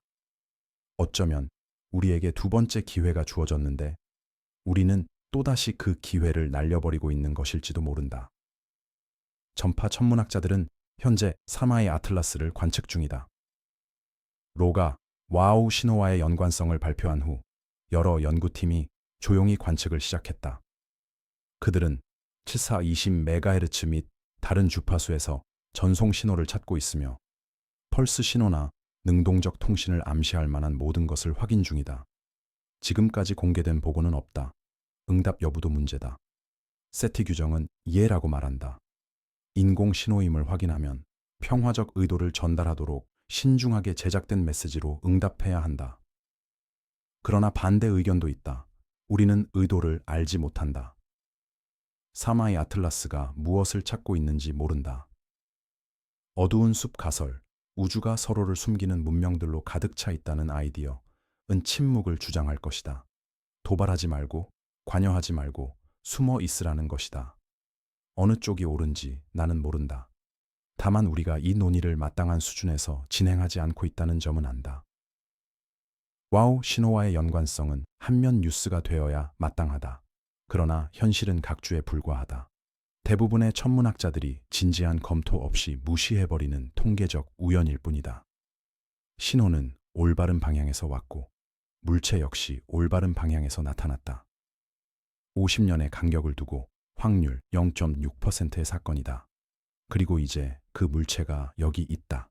혜성이 하지 않는 행동을 하며 우리는 그 연관성을 부정하는 척한다. 아마도 관련이 없을 수도 있다. 하지만 우리가 틀렸다면 와우 신호가 세레나이 아틀라스 혜성의 인사였는데 우리가 무시했고 이제 그 혜성이 여기 왔는데도 여전히 무시한다면 역사는 우리에게 관대하지 않을 것이다. 그러니 모든 조각을 테이블 위에 올려놓자. 9가지 이상 현상, 9차례의 별개 관측 결과들이 각각 자연적인 항성간 혜성에서 예상되는 것과는 다릅니다. 아비로브는 목록을 관리하며 새로운 데이터가 들어올 때마다 업데이트하고 각각의 확률을 계산합니다. 확률들을 곱해볼 때 9가지가 모두 같은 물체에서 동시에 발생할 확률이 무작위적 우연에 의한 것인지 묻는다면 그 수치는 너무 작아 아무 의미도 없어집니다. 10경분의 1, 10의 16승분의 1입니다.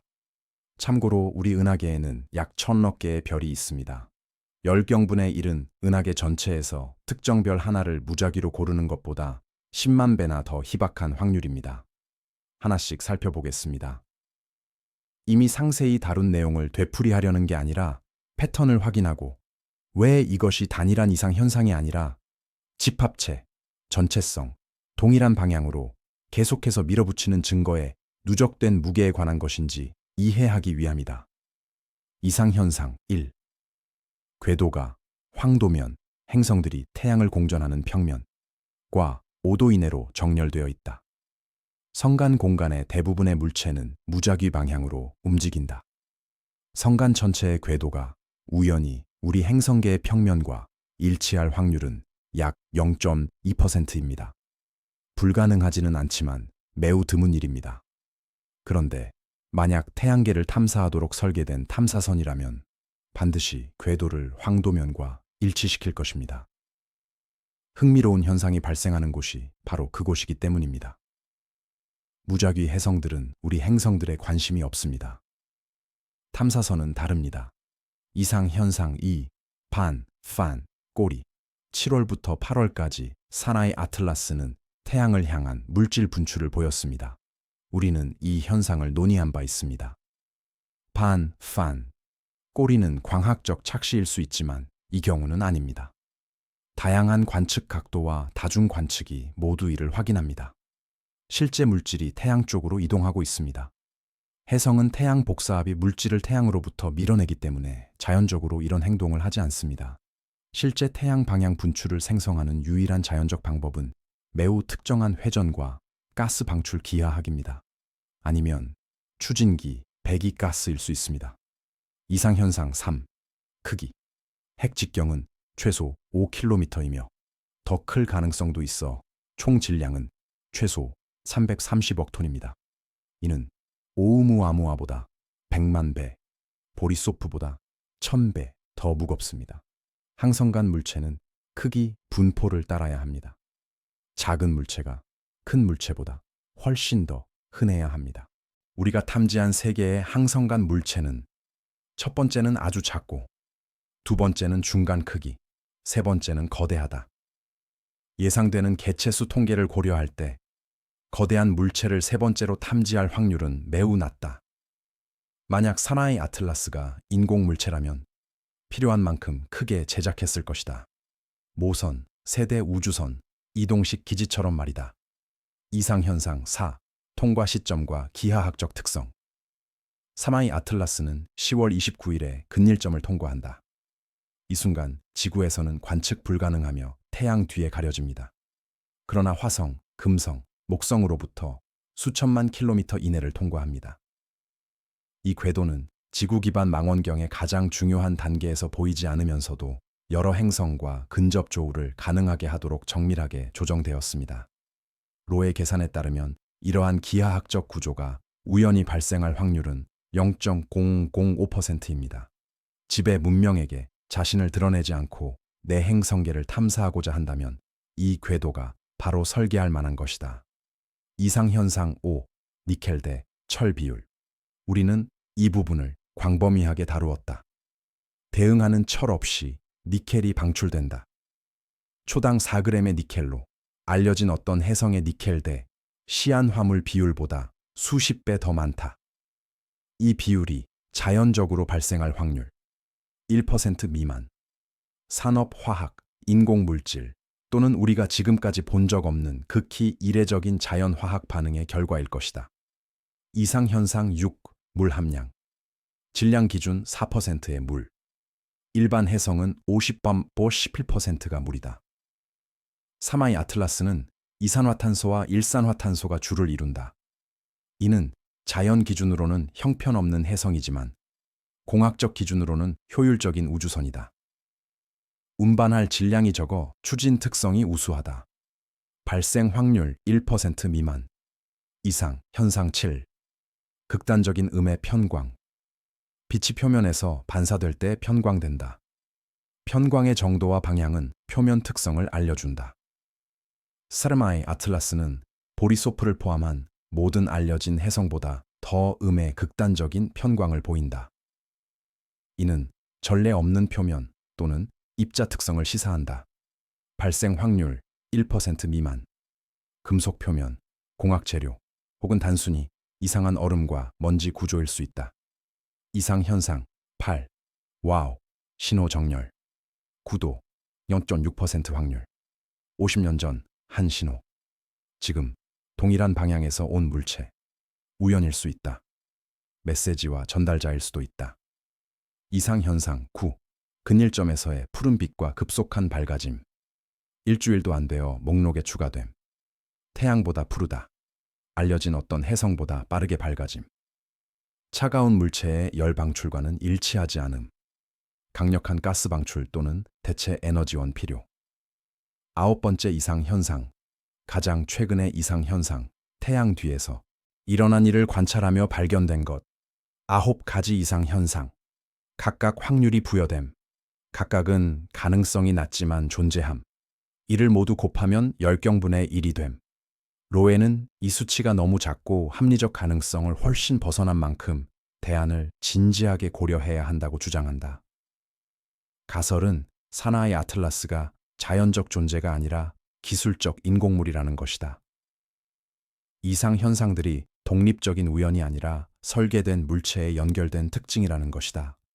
반론은 확률들이 독립적이지 않다는 것이다. 사마이 아틀라스가 특이한 화학 환경에서 형성되었다면 그 화학은 여러 특성에 영향을 미쳤을 것이다.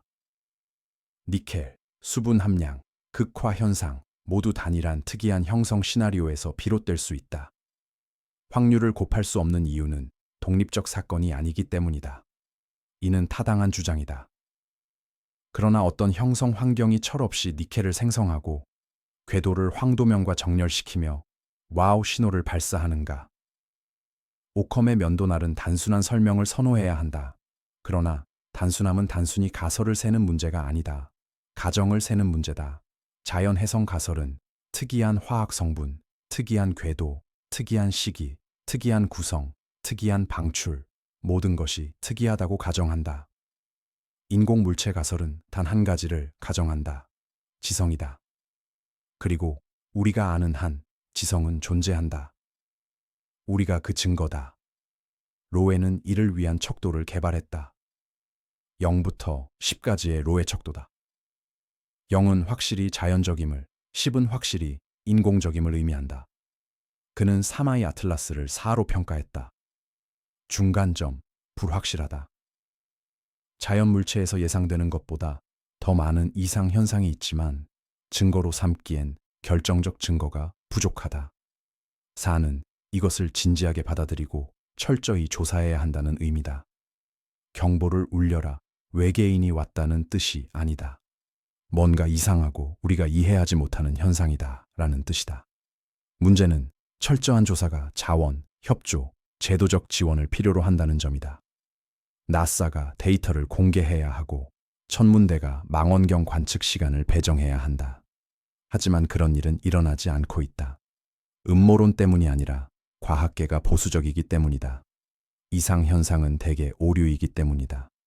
패러다임 전환보다 장비 오작동이 훨씬 흔하기 때문이다.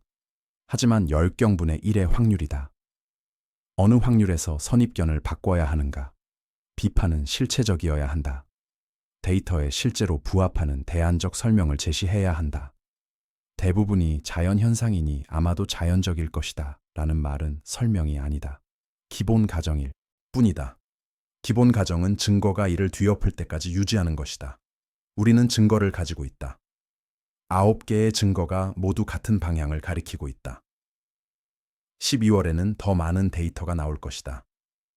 이상 현상이 증가한다면 10건, 11건, 12건에 이르면 가장 보수적인 과학자조차 인공 가설이 더 이상 변두리 이론이 아니라는 점을 인정해야 할 것이다.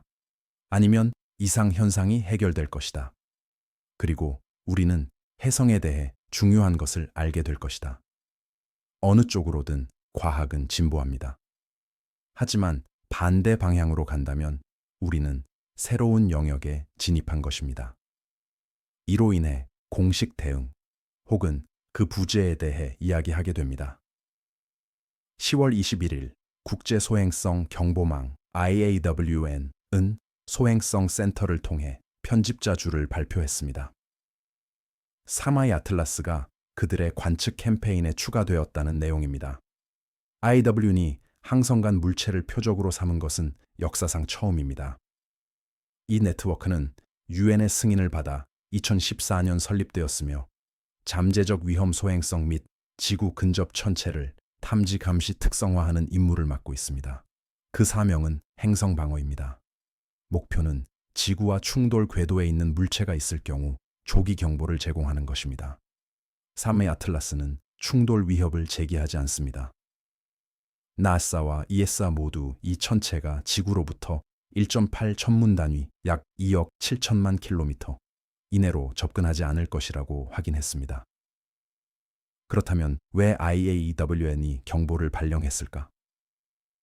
공식 설명은 혜성이 천체 측량과 궤도 예측에 독특한 난제를 제기하기 때문이다. 공지는 이를 명시적으로 밝히고 있다. 혜성체는 길쭉한 형태를 띠며 코마와 꼬리를 지니고 있어 이러한 특징들이 중심점 측정을 핵의 실제 위치에서 벗어나게 할 수 있다. 이로 인해 혜성의 정확한 위치를 파악하기 어렵고 결국 미래 궤도 예측도 불확실해진다. 사마이 아틀라스처럼 빠른 속도로 이동하는 천체의 경우 위치 측정에 작은 오차가 급속히 누적됩니다. IAWN은 정확한 추적을 원합니다. 이는 미래 위협이 될 수 있는 혜성에 대한 표준 절차입니다. 그러나 사마이 아틀라스는 일반적인 의미의 근지구 천체가 아닙니다. 쌍곡선 궤도를 따라 이동 중이며 성간 공간에서 왔고 통과 중이며 떠나고 있습니다. 단 한 번의 방문입니다. 위협이 존재한다면 그것은 운동 에너지에 의한 것이 아닙니다. 충돌 에너지 문제가 아닙니다. 아비로브의 주장을 진지하게 받아들인다면 위협은 우리가 그것이 무엇인지, 왜 여기에 왔는지, 다음에 무엇을 할지 모른다는 점에 있습니다. IAWN이 이를 관측 캠페인에 포함시킨 것은 미묘하지만 분명한 인정입니다. 사마이 아틀라스가 우리를 강타할 가능성이 있어서가 아니라 다른 무엇인가일 수 있기 때문에 감시할 가치가 있다는 인정이죠. 공지 시점이 중요하다. 10월 21일, 바로 태양 합일일이다. 지구 관측 시 사마이 아틀라스가 태양 바로 뒤로 이동해 가시성 공백이 극대화된 날이다. IAW는 지상 망원경이 더 이상 물체를 관측할 수 없게 된 우리가 눈이 멀었던 바로 그 순간에 공지를 발령했다. 이는 일상적인 관료적 타이밍이었을까 아니면 신호였을까? 행성 방어 커뮤니티 내 누군가가 이 이상 현상을 심각하게 받아들여 공식적인 대응을 준비 중임을 암시하는 방식이었을까? 이 작전은 훈련 연습으로 묘사된다. IAW는 실제 표적을 활용해 협조 체계를 연습하고 통신 프로토콜을 테스트하며 관측 전략을 다듬는다. 이는 타당하다. 행성 방어는 실제 비상사태가 발생한 와중에 해결책을 모색하고 싶은 분야가 아니다. 훈련을 해야 한다. 사마이 아틀라스는 훌륭한 훈련 대상이다. 빠르고 관측이 어렵다. 국제적 협력이 필요하다. 모두 선택할 만한 타당한 이유다. 하지만 동시에 위장수단이기도 하다.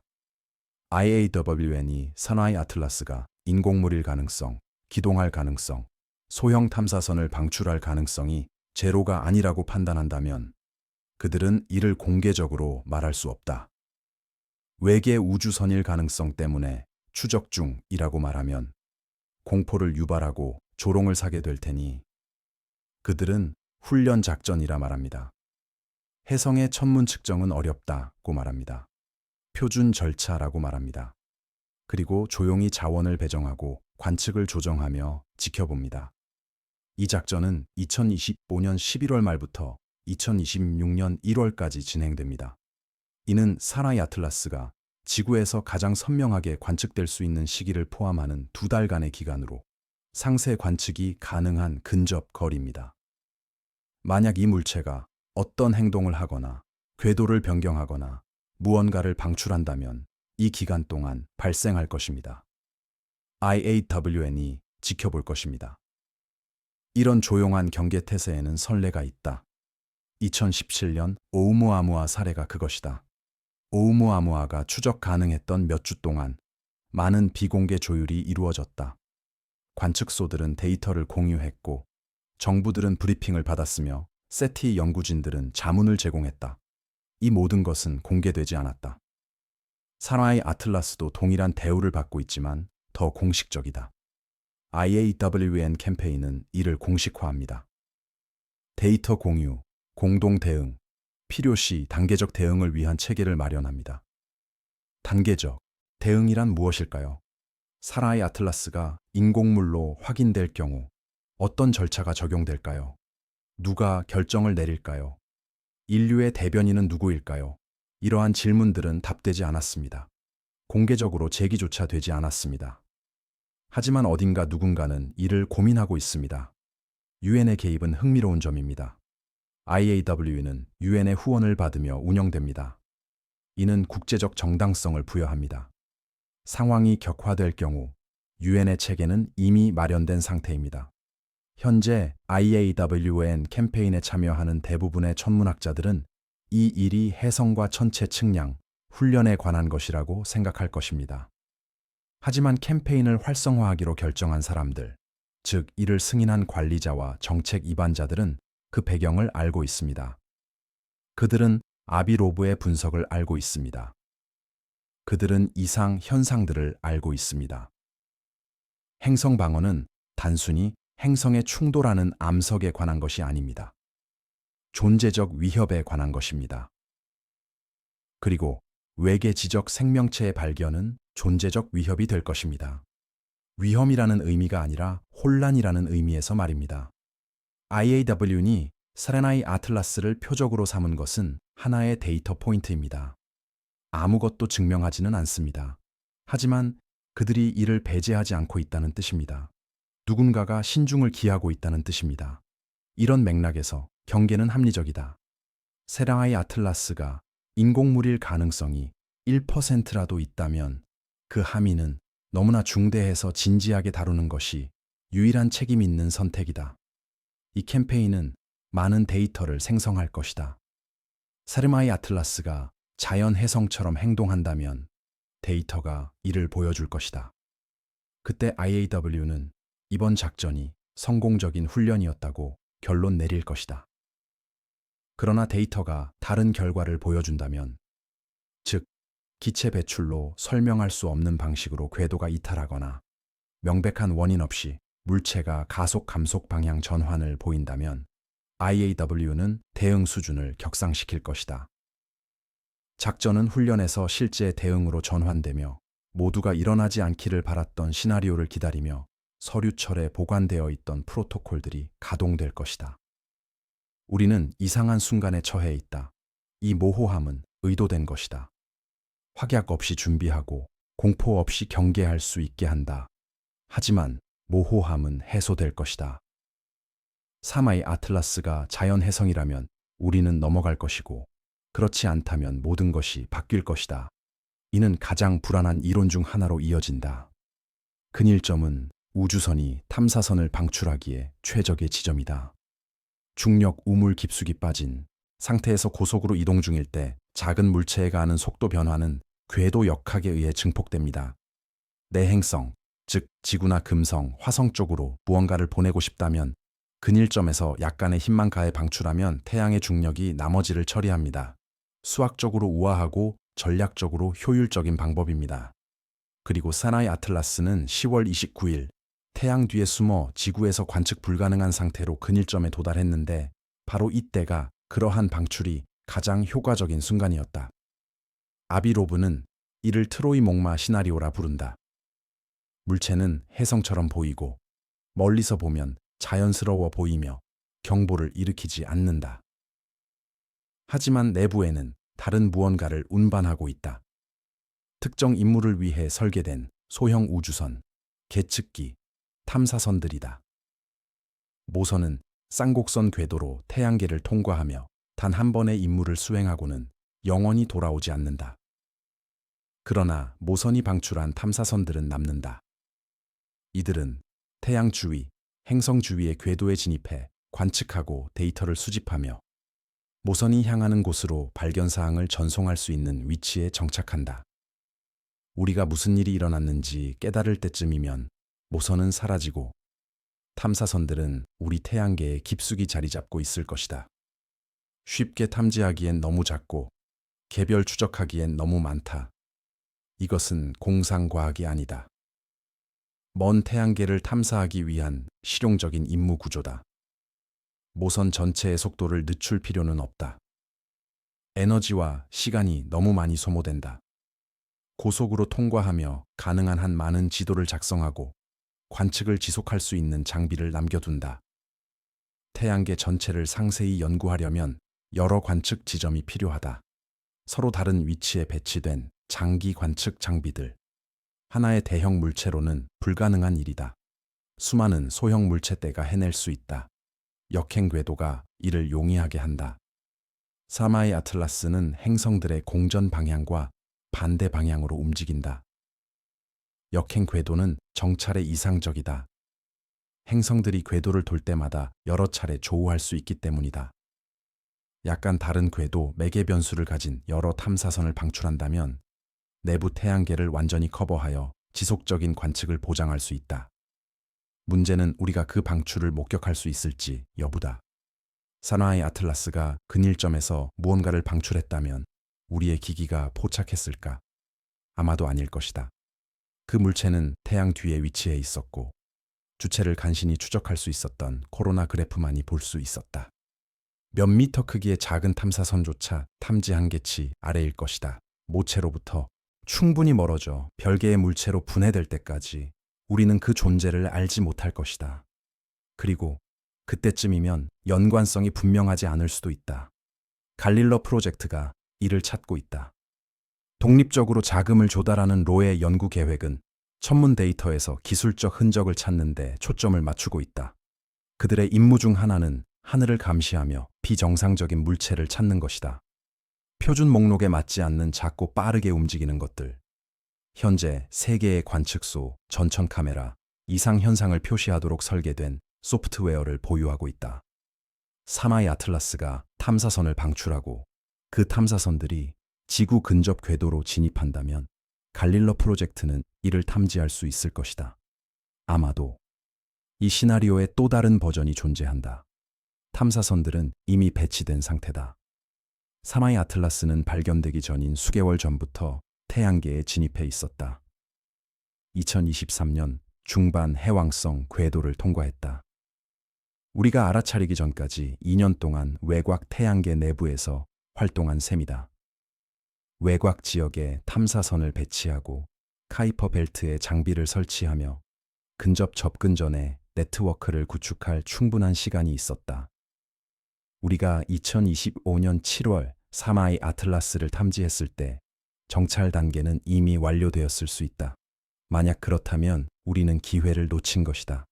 탐사선들은 이미 배치되었고 이미 위치해 있으며 이미 작동 중이다. 그리고 그들이 발견되길 원하지 않는 한 우리는 그들이 거기에 있다는 사실을 알지 못할 것이다. 우주는 광활하다. 자동차 크기의 탐사선은 정확히 어디를 살펴야 하는지 알지 못한다면 수십 년 동안 태양을 공전해도 발견되지 않을 수 있다. 미니 탐사선 아이디어는 편집증적으로 들리지만 작전상 타당하다. 항성 간 여행이 가능한 문명이라면 하나의 큰 임무를 하나의 항성으로 보내지 않는다. 수천 개의 작은 임무를 수천 개의 항성으로 보낸다. 병렬화하는 것이다. 지구는 흥미롭다. 우리는 물을 가졌다. 생명체를 가졌다. 기술을 가졌다. 만약 항성 간 탐사선이 우리의 신호를 감지한다면 그들은 우리를 최우선으로 삼을 것이다. 그들은 더 가까이 살펴보기 위해 무언가를 보낼 것이다. 유인 탐사선은 아닐 것이다. 적어도 처음에는. 너무 느리고 위험하다. 탐사선, 빠르고 저렴하며 소모품이다. 그리고 그 탐사선은 논리적인 임무 프로필을 따를 것이다. 세마이 아틀라스가 바로 그 프로필에 정확히 부합한다. 크기가 이를 뒷받침한다. 330억 톤. 해성으로서는 엄청난 규모다. 하지만 모선이라면 탑재물을 운반한다면 우주에서 100만 년의 여정을 견디도록 설계되었다면 크기가 커야 한다. 방사선 차폐, 연료 비축량, 수리 시스템 모두 질량을 증가시킨다. 우리의 최대 우주선도 이에 비하면 미미하다. 국제 우주정거장은 450톤이다. 스타쉽은 연료 가득 채운 상태로 약 5,000톤이다. 30억 톤은 스타쉽 질량의 700만 배다. 이는 탐사선이 아니다. 도시이거나 공장이나 세대 우주선이다. 아니면 그냥 거대한 해성일 뿐이다. 파편이 없다는 점이 시사하는 바가 크다. 해성이 물질을 분출할 때 우리는 팽창하는 구름, 꼬리, 먼지 흔적, 분해의 증거를 목격한다. 세마이 아틀라스는 이런 현상을 전혀 보이지 않습니다. 핵은 일관성을 유지하고 구조는 온전합니다. 붕괴되지 않고 있습니다. 근일점에서 태양열을 받는 물체라면 최소한 일부 분해가 예상됩니다. 이처럼 형태를 유지한다는 사실은 약한 얼음 결합으로 유지되는 것이 아님을 시사합니다. 이는 구조적 강도, 즉 금속, 복합 재료, 공학적 설계가 있음을 암시합니다. 은폐된 측면이 저를 불편하게 합니다. REI 아틀라스가 인공물이라면 숨기려 하지 않습니다. 코마, 꼬리, 가스 방출 등 해성의 모든 특징을 지녔습니다. 하지만 왜일까요? 그냥 어둡고 무기력한 물체로 존재하지 않는 이유는 무엇일까요? 한 가지 가능성은 열 관리입니다. 내부가 따뜻하거나 열을 발생시키는 능동 시스템이 있다면 그 열은 어딘가로 배출되어야 합니다. 코마가 냉각 시스템일 수 있습니다. 또 다른 가능성은 코마가 위장이 아니라 신호라는 점입니다. 가시성을 확보하고 존재를 알리는 수단이다. 우와우, 신호가 그 선언이었을 수 있다. 코마는 그 선언의 연장이다. 그들은 숨지 않는다. 오히려 광고하고 있는 것이다. 12월이 이를 검증할 것이다. 사마이 아틀라스가 탐사선을 방출했고 그 탐사선이 지구 근접 궤도에 진입한다면 우리는 그들을 목격할 수 있을 것이다. 갈릴러 프로젝트가 주시할 것이다. 아마추어 천문학자들도 주시할 것이다. 탐지의 어려움은 단순히 기술적인 문제가 아니다. 심리적인 문제이기도 하다. 우리는 기대하는 것만 본다. 패턴에 맞지 않는 잡음과 이상 현상을 걸러낸다. 트로이 목마 이론은 불편하다. 동의 없이 관찰당하고 표본처럼 연구된다는 뜻이다. 취약함을 암시한다. 그러나 불편함이 이론을 무시할 이유는 아니다. 데이터에 부합한다면 진지하게 고려해야 한다. 천문학계는 사마이 아틀라스 문제로 분열되었고 그 균열은 깊다. 한쪽에는 동료 대다수가 입을 다물고 있는 주장을 기꺼이 하는 하버드 교수 아비 로브가 있다. 다른 쪽에는 주류 학계, 동료 심사자, 연구비, 위원회, 자금과 종신 재직권, 출판을 좌우하는 이들이 있다. 그리고 그 중간 어딘가에는 점점 늘어나는 과학자들이 있다. 그들은 조용히 의문을 품고 이상 현상을 목격하며 뭔가 이상함을 인지하지만 직업적 위험이 너무 커서 공개적으로 말할 용기가 없다. 로브는 스스로를 의도적으로 번개바디로 만들었다. 2017년 오우무아무아가 지나갈 때 그는 이것이 인공물일 수 있으며 라이트 세일일 수 있으며 기술일 수 있다고 제안했다. 그는 이에 관한 논문을 썼다. 책도 썼다. TV, 라디오, 팟캐스트 등 사람들이 귀 기울이는 곳이라면 어디든 나갔다. 기성학계는 이를 싫어했다. 그들은 그가 헤드라인을 쫓고 엄밀함을 저버리며 증거보다 추측을 부추긴다고 말했다. 그들은 그가 음모론자들에게 빌미를 주고 과학에 대한 대중의 신뢰를 훼손한다고 주장했다. 그 비판 중 일부는 타당하다. 로는 도발적이다. 그는 사물을 이분법적으로 규정한다. 자연적인가, 인공적인가, 해성인가, 우주선인가. 그는 동료 심사를 우회하고 자신의 주장을 대중에게 직접 전달하기 위해 미디어 플랫폼을 이용하는데 이는 과학적 논쟁이 학술지에서 이루어져야지 조 로건 쇼 같은 곳에서 벌어져서는 안 된다고 생각하는 동료들을 자극한다. 그러나 일부 비판은 방법론이 아닌 메시지에 관한 것이다. 주류 학계는 외계인에 대해 논하고 싶어 하지 않는다.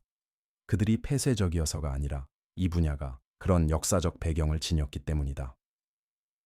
UFO, 고대 우주인, 미스터리 서클. 천문학자들은 수십 년간 신뢰성을 쌓으며 그런 잡음과 거리를 두려 노력해왔다.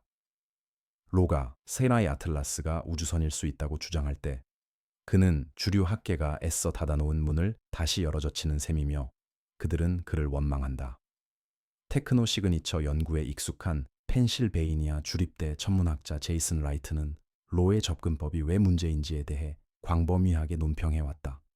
라이트는 자신의 블로그에서 로의 주장을 꼼꼼히 분석한다. 그는 인공적 가설을 완전히 배제하지는 않지만 로가 데이터에 부합하는 자연적 설명을 무시하고 결론으로 성급히 도약하며 특이 사례만 선별적으로 활용하고 불확실성을 축소한다고 주장한다.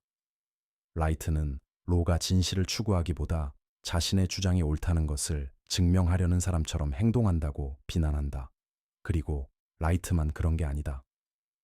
여러 저명한 천문학자들도 비슷한 의견을 밝혔다. 좌절감은 현실이다.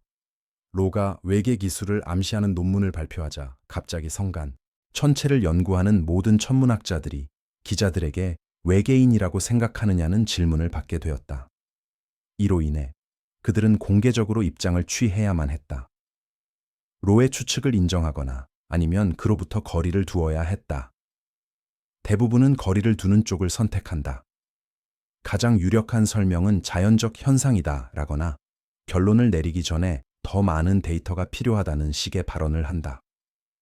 이는 정치적으로 수용 가능하고 전문적으로 위협적이지 않은 안전한 발언이다. 하지만 동시에 모호하고 확답을 회피하는 태도이기도 하다. 이때 등장한 인물이 지구상 최고 부자이자 스페이스X CEO인 일론 머스크다. 그는 기존 체제가 불가능하다고 주장하는 일들을 해내며 커리어를 쌓아온 인물이다. 머스크는 우주, 실존적 위험, 인류 미래에 관한 거대한 질문들에 대한 관심을 꾸준히 보여왔다. 사랑의 아틀라스가 뉴스에 등장하고 로가 조 로건 쇼에 출연했을 때 머스크는 주목했다. 그는 X구 트위터에 관련 글을 올렸다. 외계인의 소행일 수 있으며 나사의 침묵이 의심스럽고 이 이상 현상들은 진지하게 고려할 가치가 있다는 취지의 발언을 했다. 그는 이 이야기를 수백만 팔로워에게 확산시켰다. 주류 학계도 이를 싫어한다. 천문학자가 아닌 일론 머스크가 의견을 내고 대중의 인식을 형성하는 것을 싫어한다. 그의 의견이 실제 전문가들의 의견보다 대중에게 더 큰 영향력을 행사하는 것을 싫어한다. 그가 로에를 인정함으로써 이를 변방의 추측으로 치부하기 어렵게 만드는 것을 싫어한다. 하지만 머스크의 주장에도 일리가 있다. 데이터는 이상하다. 나사의 침묵은 이상하다. 천문학계가 인공위성 가설을 진지하게 검토하기를 꺼리는 태도도 이상하다. 머스크는 전문가는 아니지만 학계 과학의 관행에 얽매이지도 않는다. 이 분열은 단순히 로에 대해 나머지 모두의 문제가 아니다. 과학이 이상 현상을 어떻게 다루는지, 패러다임을 도전하는 가설을 어떻게 처리하는지, 회의주의와 개방성을 어떻게 균형 잡는지라는 더 깊은 질문이다. 과학은 스스로를 교정해야 한다. 증거가 합의된 견해와 어긋날 때 합의는 바뀌어야 한다. 그러나 그 변화는 느리고 고통스러우며 매 단계마다 저항에 부딪힌다. 토머스 쿤이 이를 논한 바 있다. 패러다임은 쉽게 바뀌지 않는다. 과학자들도 인간이다. 그들은 오래된 틀에 투자했고 틀릴 수도 있는 가정에 기반해 경력을 쌓았다. 로는 문제를 강제로 제기하고 있다.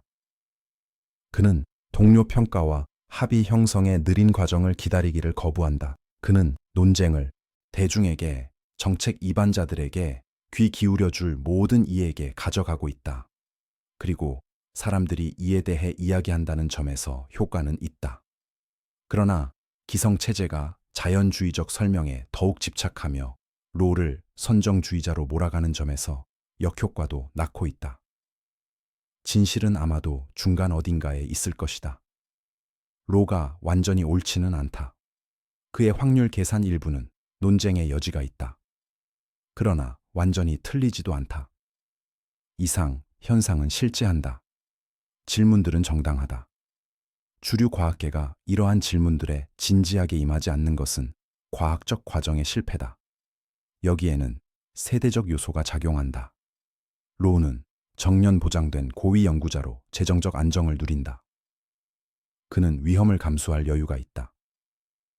젊은 과학자들, 박사 후 연구원과 조교수들은 외계인 가설과 연관될 여유가 없다. 그것은 경력 자살이다. 이 시스템은 추측을 처벌하고 신중함을 보상한다. 로가 외계 지적 생명체 탐색에 연방 자금 지원이 필요하다고 거듭 주장하는 이유가 바로 여기에 있다. 단순히 세티의 전파 신호 수십만이 아니라 이상 현상을 보이는 물체에 대한 적극적인 조사까지 포함해서 말이다. 그는 대중이 이를 원한다고 주장한다. 그러나 관문지기들, 나사 예산을 배분하는 위원회들, 어떤 제안이 자금을 지원받을지 결정하는 동료 평가자들은 이를 우선순위로 삼지 않는다. 그 결과 우리는 탐사에 투자하지 못한다. 그러다 세마이 아틀라스 같은 것이 나타나면 우리는 준비가 되어 있지 않다. 머스크의 개입이 이를 바꿀 수 있다.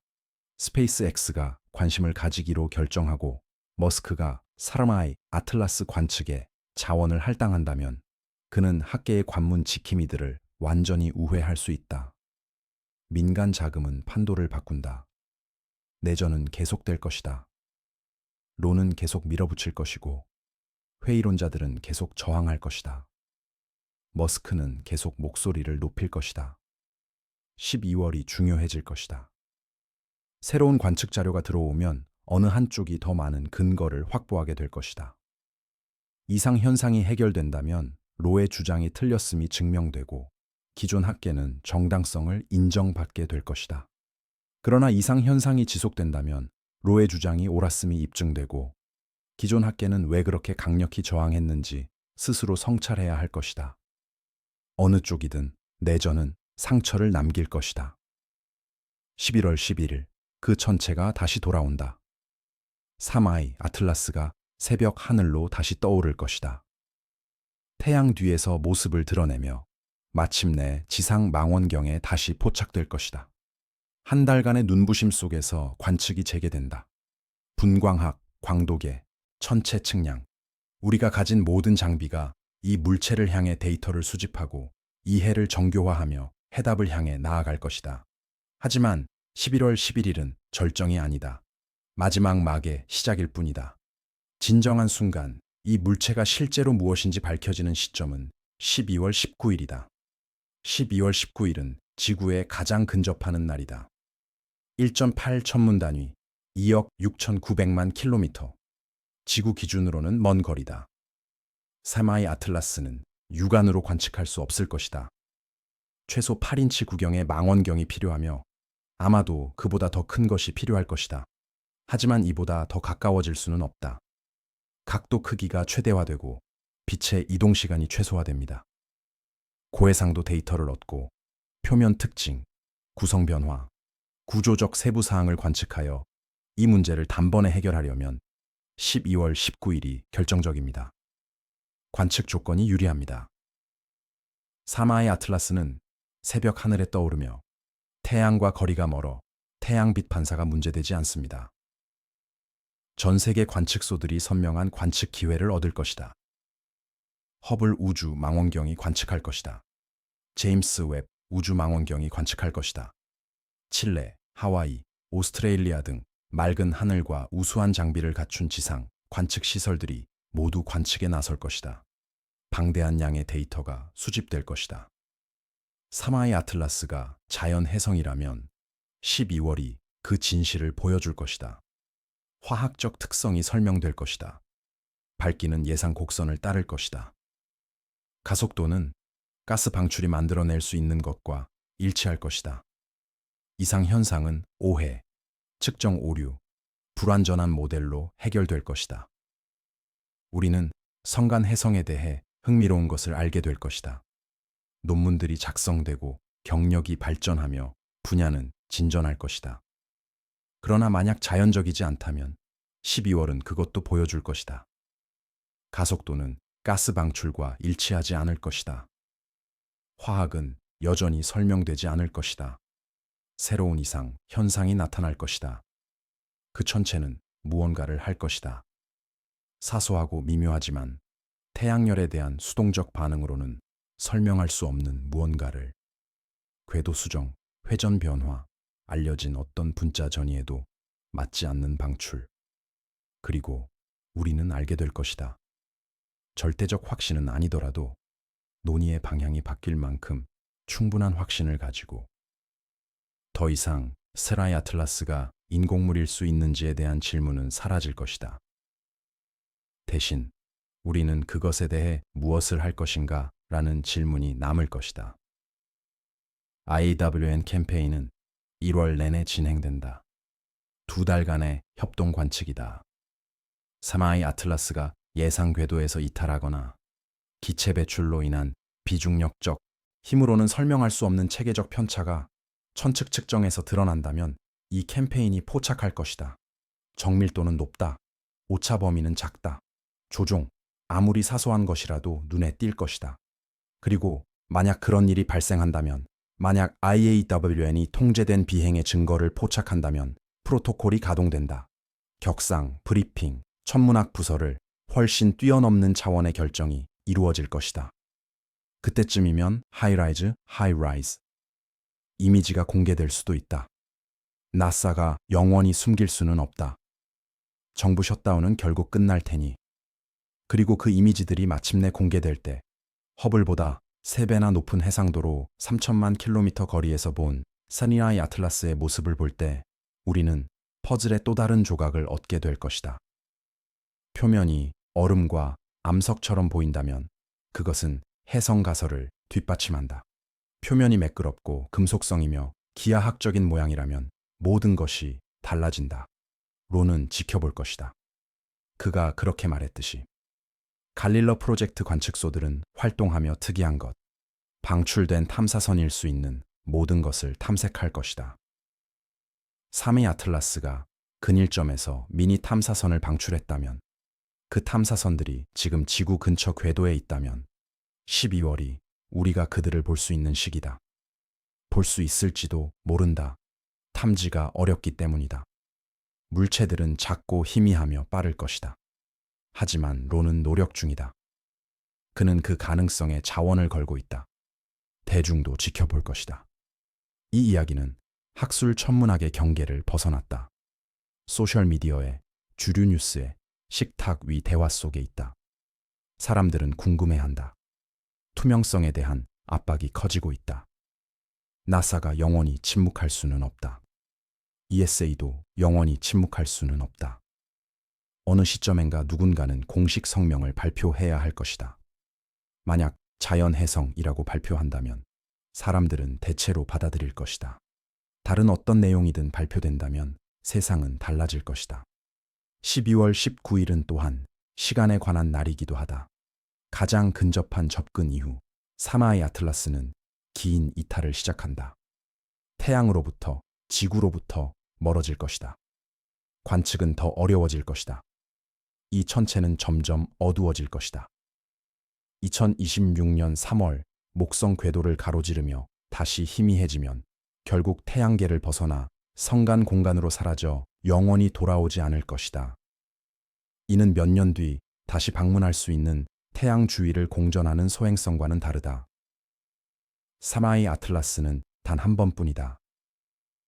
지금부터 3월까지 우리가 알아내는 것이 영원히 우리가 알 수 있는 전부다. 관측 기회는 점점 줄어들고 있다. 이 절박함이 과학 연구를 촉진하고 있다. 회의론자들조차도 이 연구의 중요성을 인정하고 있다. 사마의 아틀라스가 무엇이든 그것은 희귀하고 가치 있으며 우리가 할당할 수 있는 모든 자원을 투자할 가치가 있다는 것이다. 12월 관측은 예측을 검증할 기회이기도 하다. 로는 예측을 해왔다. 그는 가속도가 지속되어야 하며 니켈 방출이 계속되어야 하며 푸른 빛이 다시 나타날 수도 있다고 말했다. 자연적 설명 역시 예측을 제시한다. 해성 가설은 가속도가 감소해야 하며 니켈 방출은 사라져야 하고 색상은 다시 붉은색이나 회색으로 돌아가야 한다고 말한다. 12월이 어떤 예측이 맞는지 알려줄 것이다. 정치적 차원도 존재한다. 12월에 이상 현상이 확인된다면 정부들은 조용히 대응하겠지만 분명히 대응할 것이다. 정보기관들은 보고를 받을 것이다. 군사지휘부는 위협 수준을 평가할 것이다. IAWN이 운영하는 UN 프레임워크가 가동될 것이다. 이를 위한 프로토콜이 마련되어 있다. 수십 년 전에 작성된 비상계획들입니다. 그 계획들은 한 번도 시험된 적이 없습니다. 12월이 그 시험대가 될 수 있습니다. 그리고 철학적 차원도 있습니다. 만약 사라의 아틀라스가 인공물이라면 우리는 혼자가 아닙니다. 이 단순한 진술은 우주와 그 안에서의 우리의 위치에 대한 우리의 이해를 재구성합니다. 우리는 항상 지능이 보편적이며 생명이 퍼져나간다고 가정해 왔습니다. 그러나 가정은 지식과 다릅니다. 12월이 우리에게 지식을 선사한다면 지구가 아닌 곳에 지능이 존재하며 무언가를 만들고 탐험하며 이곳에 왔음을 확인한다면 모든 것이 뒤바뀝니다. 종교는 이를 수용해야 할 것이고 철학은 확장되어야 할 것이며 정치는 인류가 중심이 아님을 인정해야 할 것입니다. 그 변화는 심오할 것입니다. 완전히 소화하는 데는 세대가 걸릴 것입니다. 그러나 그 시작은 12월 데이터와 함께합니다. 한 가지 분명히 하고 싶은 것이 있습니다. 나는 스레나의 아틀라스가 무엇인지 모른다. 증거와 이상현상, 양측의 농어를 제시했다. 공정하려 노력했다. 하지만 나는 편향되어 있다. 그것이 인공물이었으면 한다. 외계인을 원해서도 어떤 의도가 있어서도 아니다. 그 반대는 지루하기 때문이다. 우주는 대부분 공허하고 지능은 희귀하며 우리는 홀로 있다는 반대다. 나는 우주가 그보다 더 흥미롭기를 바란다. 다른 존재들이 있기를 바란다. 인류의 이야기에 그들을 만나는 장이 포함되길 바란다. 그리고 9가지 이상 현상과 10경분의 1 확률을 지닌 사라의 아틀라스는 내 생애 동안 우주가 우리에게 그 이야기를 선사할지도 모른다는 가장 큰 기회다. 12월 19일은 오늘로부터 46일 후다. 진실을 알기까지 46일 남았다. 사마의 아틀라스가 해성인지 다른 무엇인지 알게 될 때까지 46일. 인류가 우리가 혼자인지 아니면 결코 혼자가 아니었음을 발견할 때까지 46일. 긴 시간이 아니다. 어떤 결과가 나오든 다음을 준비하기엔 간신히 충분한 시간이다. 하지만 우리가 가진 시간이며 우리는 이를 활용할 것이다. 망원경이 관측할 것이다. 과학자들은 분석할 것입니다. 대중은 지켜볼 것입니다. 그리고 12월 19일 사마의 아틀라스가 지구로부터 1.8 AU 천문단위 이내로 지나갈 때 우리는 그곳에 서서 하늘을 바라보며 인류가 의식을 갖게 된 이래로 우리를 정의해온 그 질문을 던질 것입니다. 우리는 혼자인가? 그 답은 어떤 형태로든 다가오고 있습니다. 그리고 곧 다가올 것입니다. 들어주셔서 감사합니다. 이 영상이 여러분에게 생각할 거리를 제공했다면 좋아요 버튼을 눌러주시고, 아직 구독하지 않으셨다면 구독해주시고, 이 이야기를 들어야 할 사람들과 공유해주세요. 우주는 광활합니다. 신비는 끝이 없습니다. 하지만 가끔씩 그 신비 중 하나가 손에 닿을 만큼 가까이 다가옵니다. 사르마이 아틀라스가 바로 그 신비이며, 우리는 그것이 모습을 드러내는 순간을 살고 있습니다. 눈을 돌리지 마세요. 이것은 역사이며 여러분은 그 일부입니다. 항상 그렇듯 제가 공유하는 내용은 최신 과학적 데이터와 분석을 바탕으로 합니다. 하지만 저는 전문 천문학자가 아니며 제 해석을 절대적인 진리로 받아들이지 마십시오. 항상 비판적으로 사고하고 여러 출처를 확인하며 증거가 이끄는 대로 따라가십시오. 다음에 뵐 때까지 하늘을 바라보는 것을 멈추지 마세요. 좋은 밤 되세요. 도운.